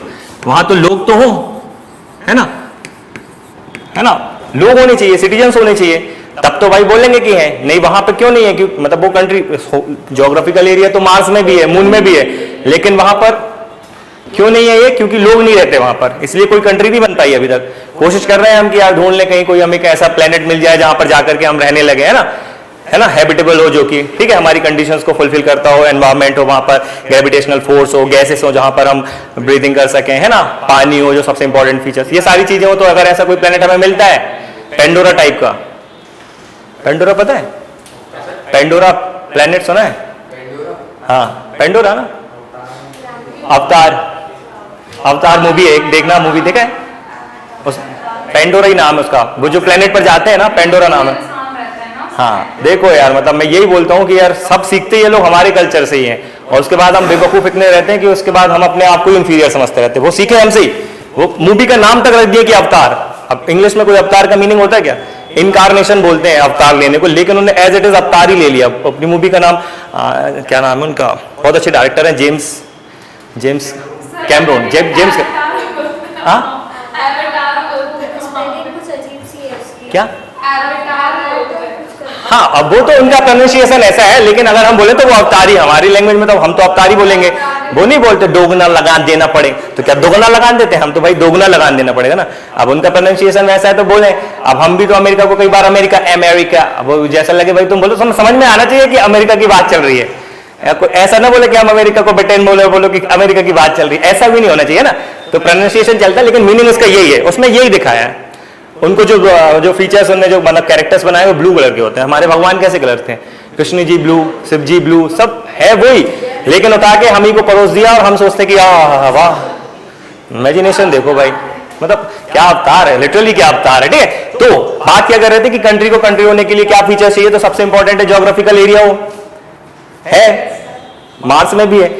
ऐसे याद करना, बिल्कुल याद रहेगा ना। ये फीचर्स कभी भी एग्जाम में आए लिख देना, कुछ भी करे, किसी को समझाना हो तो समझा सकते हो, और इन्हीं से लिखना कैसे हमारा आगे की चीजें निकलेंगे, हमारे जो पार्ट्स दिखेंगे ना हम, वो इससे ही निकलेंगे। इसलिए इसको ऐसी सीक्वेंस में याद कर लो। सबसे पहले ज्योग्राफिकल एरिया हो, लेकिन सोचने क्या, ज्योग्राफिकल एरिया तो बाकी प्लेनेट में भी है, लेकिन वो कंट्री नहीं है। क्यों? वहां कोई कंट्री नहीं है। क्यों? क्योंकि अगला पॉइंट, वहां कोई लोग नहीं रहते हैं, है ना, हैबिटेबल नहीं है। क्यों? क्योंकि वहां पे लोग नहीं है ना। तो सेकंड, हाँ, लेकिन फिर भी जाते थे, लेकिन वो कंट्री नहीं है ना अंटार्कटिका। मतलब अपन एक ब्रॉडर सेंस में बात कर रहे हैं वैसे वाले। हाँ, जैसे अभी मतलब है, हम मतलब कॉन्टिनेंट है लेकिन कंट्री नहीं है। हाँ, रिसर्च कंट्री नहीं है, कंट्री नहीं है ना, अंटार्कटिका कंट्री थोड़ी है।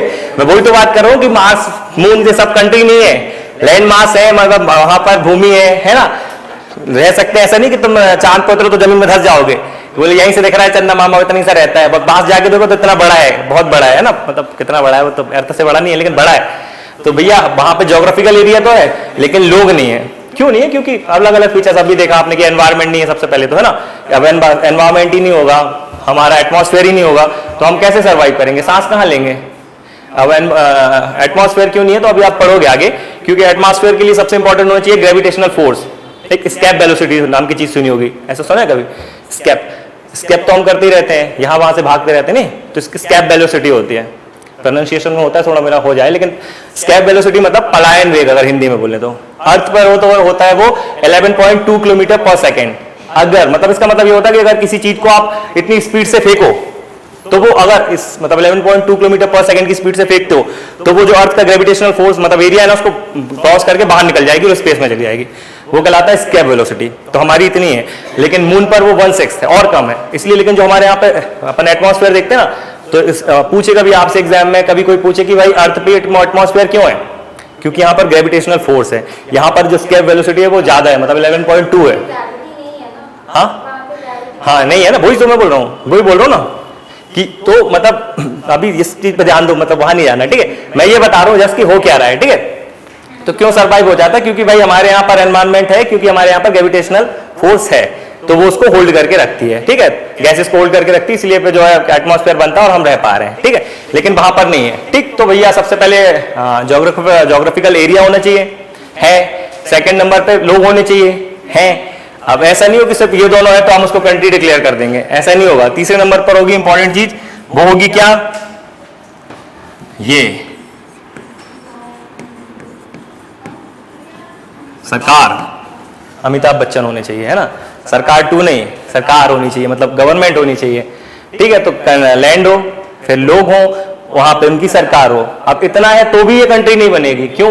कोई एग्जाम्पल दिखता है ऐसा कहीं कि ऐसा चीज होने के बाद, ये सारे फीचर्स फुलफिल करने के बाद भी किसी को कंट्री नहीं कहते? वर्ल्ड लेवल पर कोई दिखाई देता है? वर्ल्ड लेवल पर ऐसा कोई देश दिखाई देता है जो ये तीनों फीचर्स को फुलफिल कर रहा है लेकिन उसके बाद भी उसको कंट्री का स्टेटस नहीं दिया जाता? सोचो सोचो। हाँ, नेपाल तो कंट्री है बेटा। सोचो सोचो सोचो, आसपास ही देखो, यही मिल जाएगी, ज्यादा दूर नहीं जाना। आसपास मतलब यही नहीं देखना कि बोले हम जबलपुर में बैठे तो हम सागर को देखने लगे कि सागर को क्यों नहीं देते। हाँ, कश्मीर नहीं, कश्मीर कंट्री नहीं है।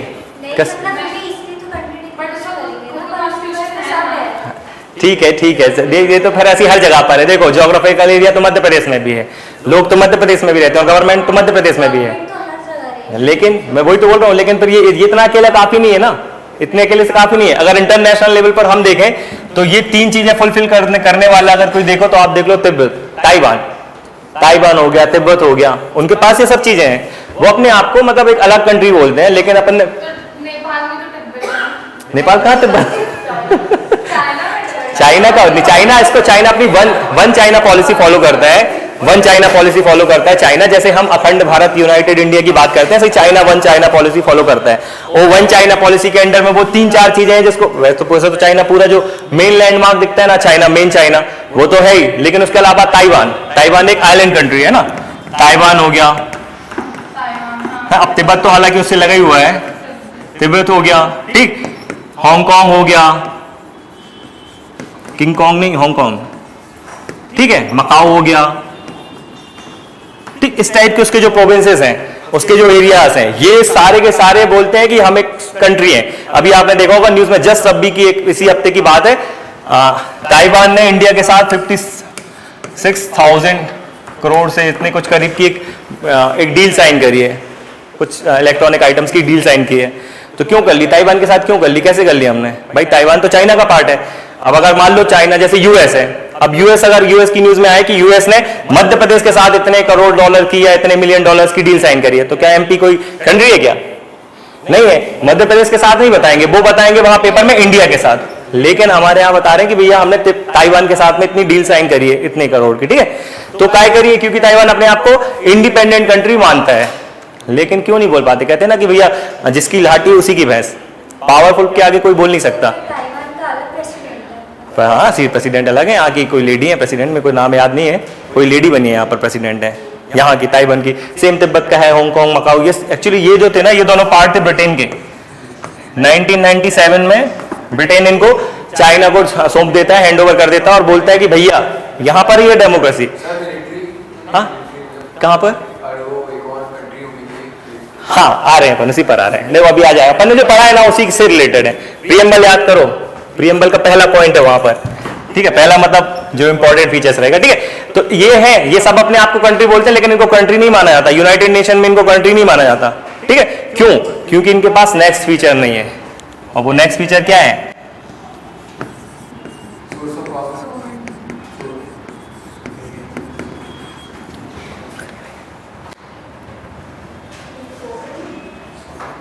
हाँ भैया, ठीक है। जो भी कंट्रीज ये 4 क्राइटेरियाज को फुलफिल करती है ना, इनको उनको ही कंट्री माना जाता है। इंडिया क्यों कंट्री है? क्योंकि इंडिया सोवरेन है, सब मतलब ये सब तो है, लेकिन हम सोवरेन भी हैं। सोवरेन का मीनिंग हमने देखा था कि ना तो किसी की डिपेंडेंसी है, ना ही किसी की डोमिनियन है, बल्कि एक इंडिपेंडेंट अथॉरिटी है, ठीक है। और उसके बेसिस पर, थैंक यू, हम अपने डिसीजन लेने के लिए फ्री हैं। तो सोवरेनिटी हमारे अंदर एग्जिस्ट करती है, इसलिए भैया हमारे अंदर ये सारे फीचर्स हम फॉलो करते हैं, इसलिए हम एक कंट्री हैं, ठीक। ये समझ गए, इसको याद रखना बहुत अच्छे से, ठीक है ना, क्लियर है ना। ये क्यों नहीं? क्योंकि ये सोवरेन नहीं है, क्योंकि ये चाइना के अंडर में है। चाइना के अभी भी डोमिनियन, डिपेंडेंसी जो समझना है समझ लो। उनकी मिलिट्री इतनी पावरफुल है, इतने पैसे हैं कि कोई सब चाहते हैं कि उससे अलग हो जाए, चाइना भी टूट के ऐसा छितर-छितर हो जाए, लेकिन क्यों नहीं हो पाता? क्योंकि पास पावर है, पैसे हैं। वो यूएस को दम दे रहा है, फिर ये लगते क्या है ये, और किसी भी दिन चाहेगा तो मसल के रख देगा ऐसे। वहां कोई राइट नहीं चलते, ह्यूमन राइट, सब अपने यहाँ पे ढपली बजाते रहते हैं। अच्छा देते हैं वहां खींच के। जैक मा की कहानी सुनाई थी मैंने। अब जैक मा कौन है? हमारे यहाँ के अनिल अंबानी, मुकेश अंबानी। इतना उनसे भी उतना ही रईस होगा, उस लेवल का रईस। रातों रात गायब कर दिया था, आज तक पता नहीं चला कि कहाँ गया। अली बाबा के फाउंडर जैक मा। तो इतने बड़े बड़े लोगों को जब वो नहीं छोड़ते तो तुम लगते क्या हो अब। लेकिन वो ये इंटरनेशनल अपनी अपनी पॉलिटिक्स चलती रहती है, कोई नहीं सुनता भाई। कौन सुने? इंडिया भी जाके लड़ जाए तो फिर इंडिया को खुद को कौन देखेगा? लड़ने वाली बात नहीं रहती, लेकिन लड़ने से फिर सालों बर्बाद होते हैं, कई साल, मतलब जनरेशन खराब हो जाती है आपकी। लोग तो मरते ही मरते हैं, लेकिन जो इकोनॉमिक लॉस होता है वो भी होता है ना। तो ये सारी चीजें 4 कंडीशंस हैं, ये फुलफिल करेंगे कोई तो उस जो भी कंट्री इन चीजों को फुलफिल कर रही होगी, इसको हम कंट्री का स्टेटस देंगे, वो कंट्री कहलाती है। याद रखना सारी चीजें, है ना, ठीक है। अब यहीं से शुरू होगा हमारा पार्ट्स, ठीक।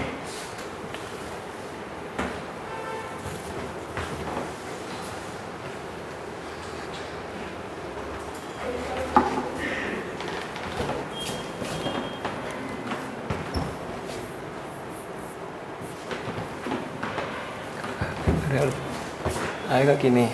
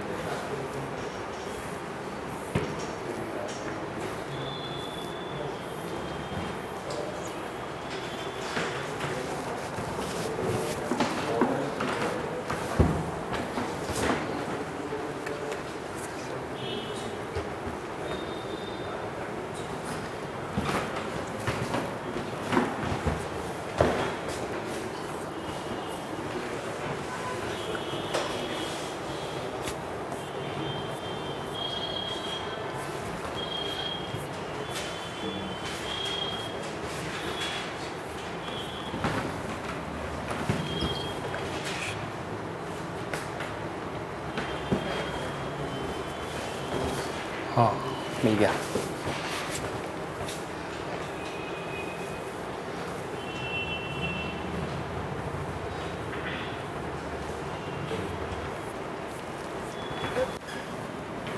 वो जो पीडीएफ दिया था है आप लोग के पास, ये वाला जिसमें पार्ट्स लिखे हुए थे, ना तो दिख क्यों नहीं रहा है?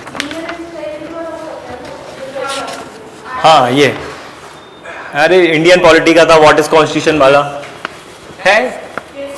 है ना, उसको खोल लेना। वो इसमें पार्ट बस डिस्कस कर लें, फिर अपन अपने पे आते हैं।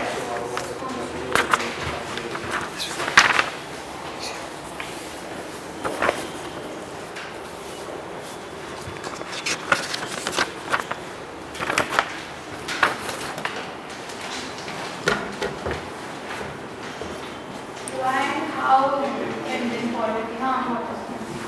मिल गया ना? हाँ पार्ट्स वाला है ना।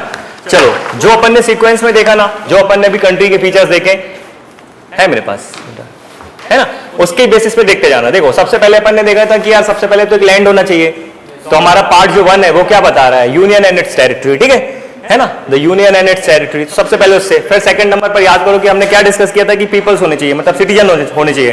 तो सेकंड पार्ट जो डील करेगा वो किससे कर रहा है, सिटीजनशिप से डील कर रहा है, ठीक है। ऐसे याद करना, बिल्कुल सीक्वेंस अपने आप सोचते जाओ और बस याद हो। सबसे पहले तो लैंड होगा, अब वो लैंड होगा, लेकिन भैया लैंड में तो कुछ लोग तो होने चाहिए, तो सेकंड नंबर का पार्ट अगला आ जाएगा क्या, सिटीजनशिप। तो सेकंड नंबर का पार्ट किससे डील करेगा, सिटीजनशिप से, ठीक है। अब वो सिटीजनशिप इतने से काम नहीं चलेगा, उनको कुछ राइट्स देने पड़ेंगे, तो फंडामेंटल राइट्स पार्ट 3, ठीक है। थोड़ा सा देख लो, फिर अपन एक बार फिर से याद करेंगे तो याद हो जाएगा, ठीक है। अभी देखते चलना, ठीक है। थर्ड नंबर पर पार्ट 3, सिटीजन्स को हमने दे दिया क्या, कुछ राइट्स, तो फंडामेंटल राइट्स से डील करता है पार्ट नंबर 3, ठीक है। आर्टिकल भी देखते चलना, जैसे फर्स्ट मतलब पार्ट जो था वो कहां से किस आर्टिकल से किस तक है, आर्टिकल नंबर 1 से लेकर के 4 तक, है ना। वो इतने सिंपल क्वेश्चन पूछेंगे कि article how many articles are there in part 1 of the constitution, तो आपको बताना पड़ेगा 4, 1 to 4, है ना, 1 से लेके 4 तक है, ठीक है। वो अपन देखेंगे अभी क्या क्या है, ठीक। सिमिलरली वो पूछेगा कि सिटीजनशिप में कहां से कहां तक आर्टिकल्स है, तो फिर 5 से लेकर के 11 तक, ठीक है। तो पार्ट सेकंड सिटीजनशिप, क्योंकि सिटीजन देख रहे थे कि भैया सिर्फ लैंड से काम नहीं चलेगा, कुछ लोग भी तो मतलब सिटीजन्स हो, तो पार्ट सेकंड किससे डील करेगा, सिटीजनशिप से, ठीक है। अब उन सिटीजन्स को कुछ राइट्स देंगे हम, तो फंडामेंटल राइट्स पार्ट 3, ठीक। आर्टिकल नंबर 12 से लेकर के 35 तक दिख रहे हैं, है ना। देखते चलना ऐसे ही, अभी मतलब चलो अभी तो देख लो, फिर ऐसे ही इनको ना मेमोराइज करना, ऐसे ही याद करना पड़ेगा, ठीक है। फिर आर्टिकल नंबर 4 कि भैया ये तो सिटीजन्स हो गए, अब कुछ स्टेट्स के भी कुछ मतलब मकाम बनते हैं कि यार वो करे, तो डीपीएसपी आ जाते हैं, मतलब directive principle of state policy, है ना। तो ये हो गए स्टेट की तरफ से, तो पहले सिटीजन्स के लिए फंडामेंटल राइट्स, फिर स्टेट्स ने रिटर्न में उनको क्या दिया कुछ, है ना, उसने अपनी कुछ पॉलिसी बनाई, स्टेट्स ने बनाई। पार्ट 4 हो गया ये, पार्ट 4 कहां से, 36 से लेकर के आर्टिकल नंबर 51 तक हो गया, दिख रहा है ना, दिख रहा है ना।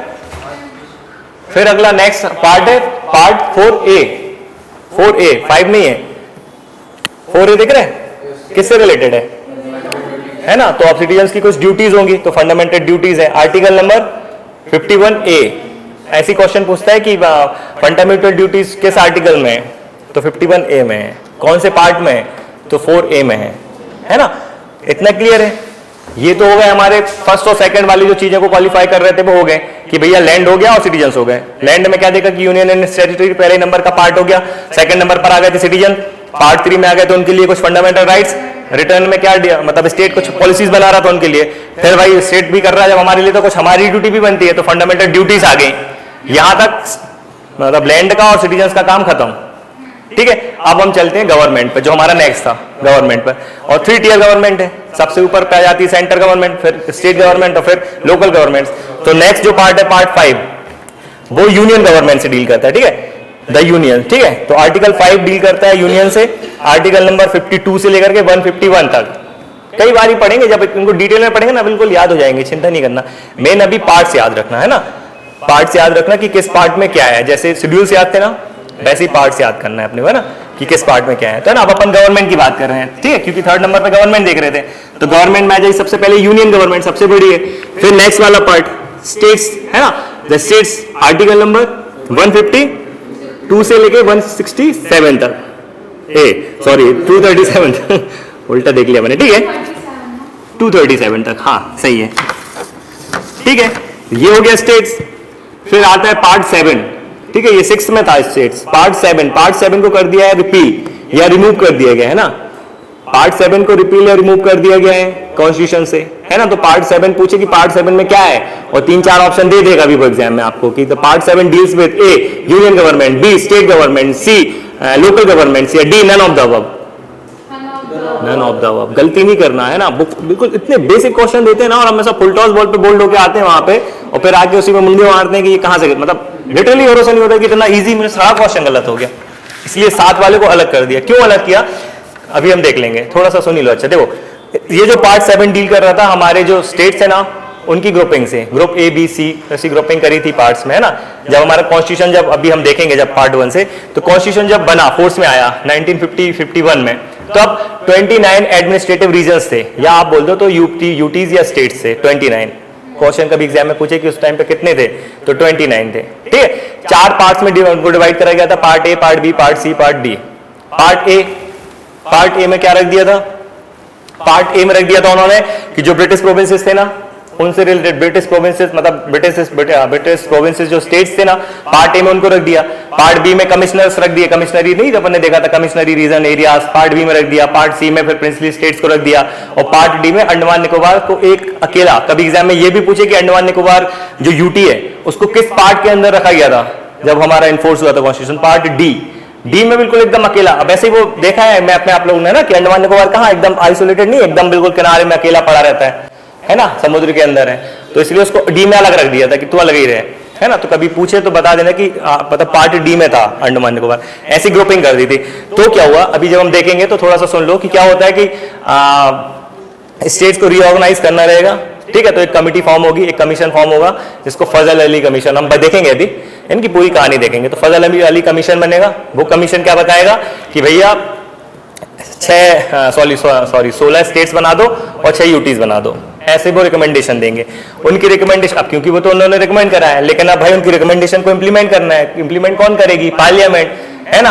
और भाई उन्होंने तो पूरा स्ट्रक्चर को ही चेंज कर दिया कंट्री के। अभी जो ग्रुप में चल रहे थे अब ग्रुपिंग खत्म कर दी, उन्होंने बोला सीधे सीधे ग्रुप में नहीं करो कि ये ग्रुप है, अभी बच्चे थोड़ी हो क्लास के, ये 9th भी चलेगा, ऐसे नहीं होगा। अब भैया पूरा बड़े हो गए, सब मैच्योर हो गए और सब बड़े बड़े हो, बैठो जहां जिसको जहां लगे, है ना। तो उन्होंने क्या किया कि अल्टर कर दी जैसे बाउंड्री, है ना। जैसे उस टाइम पे अगर ग्रुप बी में मध्य प्रदेश था, ठीक, और ग्रुप सी में अपना सपोज बिहार था, तो अब उनने जो सिस्टम लाया तो उन्होंने बोला भैया मध्य प्रदेश अलग स्टेट है और बिहार अलग स्टेट है। हाँ, पहले हो सकता था बिहार की बाउंड्री मध्य प्रदेश तक आती हो, तो बाउंड्री को अल्टर कर दिया।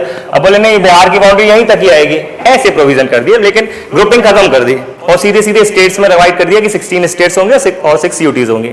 ऐसी रिकमेंडेशन करेंगे, वो क्या होगी वो देखेंगे अपन, ठीक है। तो अब क्योंकि उसको इंप्लीमेंट करनी थी उनकी रिकमेंडेशन को, इसलिए 7th कॉन्स्टिट्यूशनल अमेंडमेंट करेंगे। 7th कॉन्स्टिट्यूशनल अमेंडमेंट करके 7th पार्ट को डिलीट कर देंगे, 7 मिटा देंगे हम है ना। 7 से 7 को डिलीट कर दिया, है ना। एक जैसी चीजें हुई। 7th कॉन्स्टिट्यूशनल अमेंडमेंट से बहुत सारी चीजें करी थी, लेकिन अभी हमारे काम की चीज यही है कि सबसे पहले तो क्योंकि यूनियन एंड इट्स टेरिटरी पढ़ेंगे पार्ट 1, और उस टेरिटरी में हमें ये स्टेट्स वाला सिस्टम पढ़ना है। तो भैया सबसे पहले याद रखना कि ये जो सिस्टम था ना ग्रुपिंग वाला, ये किससे रिपील किया था, 7th कॉन्स्टिट्यूशनल अमेंडमेंट से। लिखा हुआ है ना, लिखा है वहां पर 1956 में होगा। कौन करेगी, पार्लियामेंट करेगी, है ना, वही करती है अमेंडमेंट। तो ये 7th पार्ट को रिपील कर दिया, ठीक। तो अपन ने 2 गवर्नमेंट देख ली थी कि गवर्नमेंट चल रही, यूनियन हो गई, स्टेट हो गई। अब कौन आएगा, उससे यूनियन से छोटी, मतलब स्टेट से छोटा कौन होता है, तो यूटीज होती है। तो नेक्स्ट पार्ट 8 में हो जाएगी यूटीज, है ना, जिसमें दिल्ली, पुदुचेरी, अंडमान निकोबार, दादर नागर हवेली, चंडीगढ़, ये सारी, है ना। अब तो जम्मू कश्मीर और लद्दाख भी हो गए हैं, है ना। तो इन सारी को रख देंगे, ठीक। तो वो यूटी से डील करेगा पार्ट 8, ठीक है। ये छोटे होते जा रहे हैं, सबसे बड़ा यूनियन, फिर उससे छोटा स्टेट, फिर उससे छोटा अब यूटी हो गई, हो गए पार्ट 8 तक यूटी हो गए। फिर पार्ट 9 में देखना, पार्ट 9, अब पार्ट 9 पे ये तो हो गए यहां तक की। अब और लोकल लेवल पर आ गए अपन, लोकल लेवल पर। अब यूटी से छोटा तो कुछ सुना है आपने कभी, कोई एडमिनिस्ट्रेटिव एरिया होता है यूटी से छोटा, 3 ही एरिया होते हैं, या तो सेंटर होगा, या स्टेट होगा, या यूनियन टेरिटरी होगा। उससे छोटा सुना है कभी कि कोई सिटी स्टेट, ऐसा तो है नहीं। यूटी सबसे छोटी माने जाता है ना, 3 ही मतलब रीजन में डिवाइड करा गया, उससे छोटा कुछ नहीं है। अब गवर्नमेंट की बात करें तो सबसे पहले देखो लोकल लेवल पर पंचायत, पार्ट 9 में पंचायत है ना, पंचायत को ऐड किया हमने पार्ट 9 में, ठीक है, लोकल गवर्नमेंट्स में, ठीक। फिर पार्ट 9 आर्टिकल भी देख लेना ना, जैसे 243 से लेकर 243 ओ तक है पंचायत के बारे में ना। तो उसमें 243A, फिर B, फिर C, ऐसे करके O, है ना, O तक चलता है, डील करता है। पार्ट 9 पंचायत, ठीक है, लोकल लेवल पर गवर्नमेंट पर आ गए अपन, ठीक। यूटीज वाला वहां गवर्नमेंट वाला काम खत्म हो गया, अब अपन लोकल लेवल पर आ गया ना। पार्ट 9 में क्या हो गया, पंचायत आ गई, है ना। फिर नेक्स्ट आता है पार्ट 9A, पंचायत के बाद कौन आएगा, म्युनिसिपैलिटीज, है ना। तो म्युनिसिपैलिटीज ऐड कर देंगे, जस्ट आर्टिकल बढ़ा देंगे। 243O के बाद कौन सा आता है, P से लेके Z G तक, ठीक है, ZG, ठीक है, ZG आ गए यहाँ पर, ठीक है। पार्ट 9A, पार्ट 9B में आ जाएगा कोऑपरेटिव सोसाइटीज, अल्फाबेट्स है, अल्फाबेट्स में अलग अलग, जैसे पंचायत की बात करें, अपन जब पंचायत देखेंगे ना तो अपन देखेंगे 243 में पंचायत से रिलेटेड प्रोविजन है।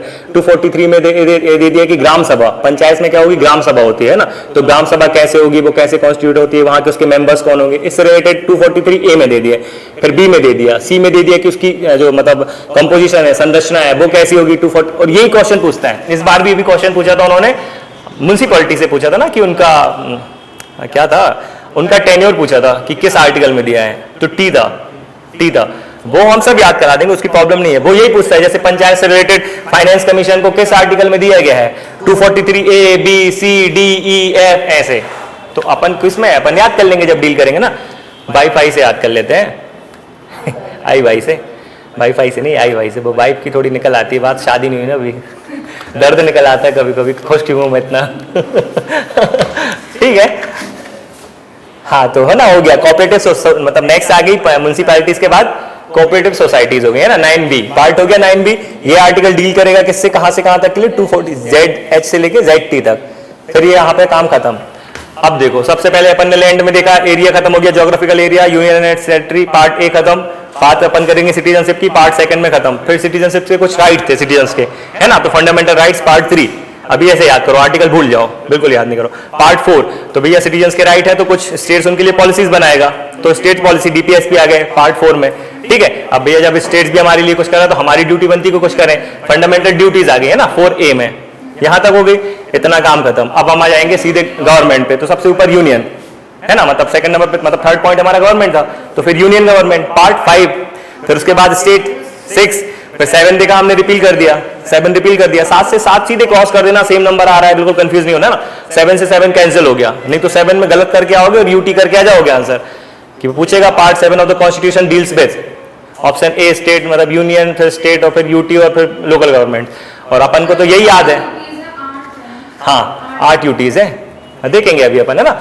कौन सी है, तो अभी तो यहाँ रहो, इधर कामाक्षी, समझ रही हो ना, यूनियन हो गया, कौन से पार्ट में था, देखो यूनियन ऐसा व्यू तो ऐसे ही बनता है, तो ये 5 जैसा वैसे ही लग रहा है, अगर इनकेस भूल भी जाओ तो 5 से हाँ जैसे भी याद कर लो, नहीं हो तो ये यू तो बनी रहा है ना, ये ग्रीक वर्ड होते हैं ना, ये उन्हीं के नंबर्स होते हैं ना, ये 5 टाइप का, तो ये V टाइप का नहीं लग रहा।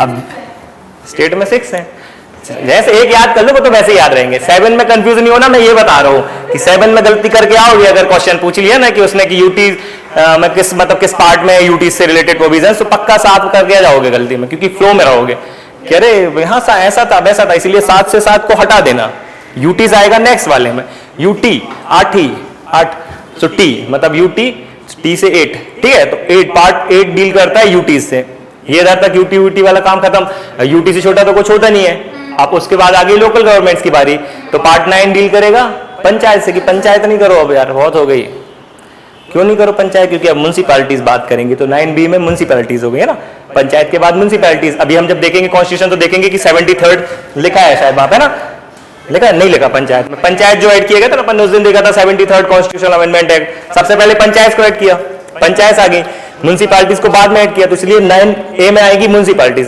पहले नहीं आ रही है ना, पहले पंचायत आ रही है, पंचायत के बाद आ रही है म्युनिसिपैलिटीज, तो 9A में हो गई म्युनिसिपैलिटीज, फिर 9B में आ गई कोऑपरेटिव सोसाइटीज। अभी इससे रिलेटेड कॉन्स्टिट्यूशन मतलब सुप्रीम कोर्ट ने एक वर्डिक्ट दिया है, बाद में डिस्कस करेंगे, अभी तो इतना याद रखो, 9B तक हो गया है ना, 9 तक याद हो गए। फिर नेक्स्ट पार्ट क्या था हमारा 10, आर्टिकल नंबर 10। अब ये यहां तक अपन ने गवर्नमेंट की बात कर ली, अब हम बात करेंगे इनसे थोड़ा और नीचे लेवल पर, जो एकदम बैकवर्ड एरिया में रहते हैं ना, ट्राइब्स के बारे में, है ना, शेड्यूल ट्राइब्स और शेड्यूल एरियाज पार्ट 10 है ना, 10। अब बस है ना, अब ये लोग कहते हैं कि अब बस करो भाई, अब बहुत हो गया है ना, the schedules and tribal areas है ना, इससे नीचे लेवल पे चले जाएंगे, तो भाई अब ये तो गांव लेवल पे आ गए थे अपन, अगर लोकल गवर्नमेंट में पंचायत में, और गांव से भी अंदर चले जाए एकदम बैकवर्ड एरिया, तो कौन से ट्राइबल एरियाज आ जाएंगे ना, तो पार्ट 10 डील करेगा किससे, शेड्यूल एरियाज से है ना, और ट्राइबल एरियाज से, ठीक है। फिर पार्ट नेक्स्ट 11, एक जैसे खड़े हो गए, एक के साथ एक, मतलब 1 रिपीट होकर 11 बना रहा है ना। अब आमने सामने आ गए स्टेट और सेंटर, तो देखो आ जाएगा next part, relation between the union and the states.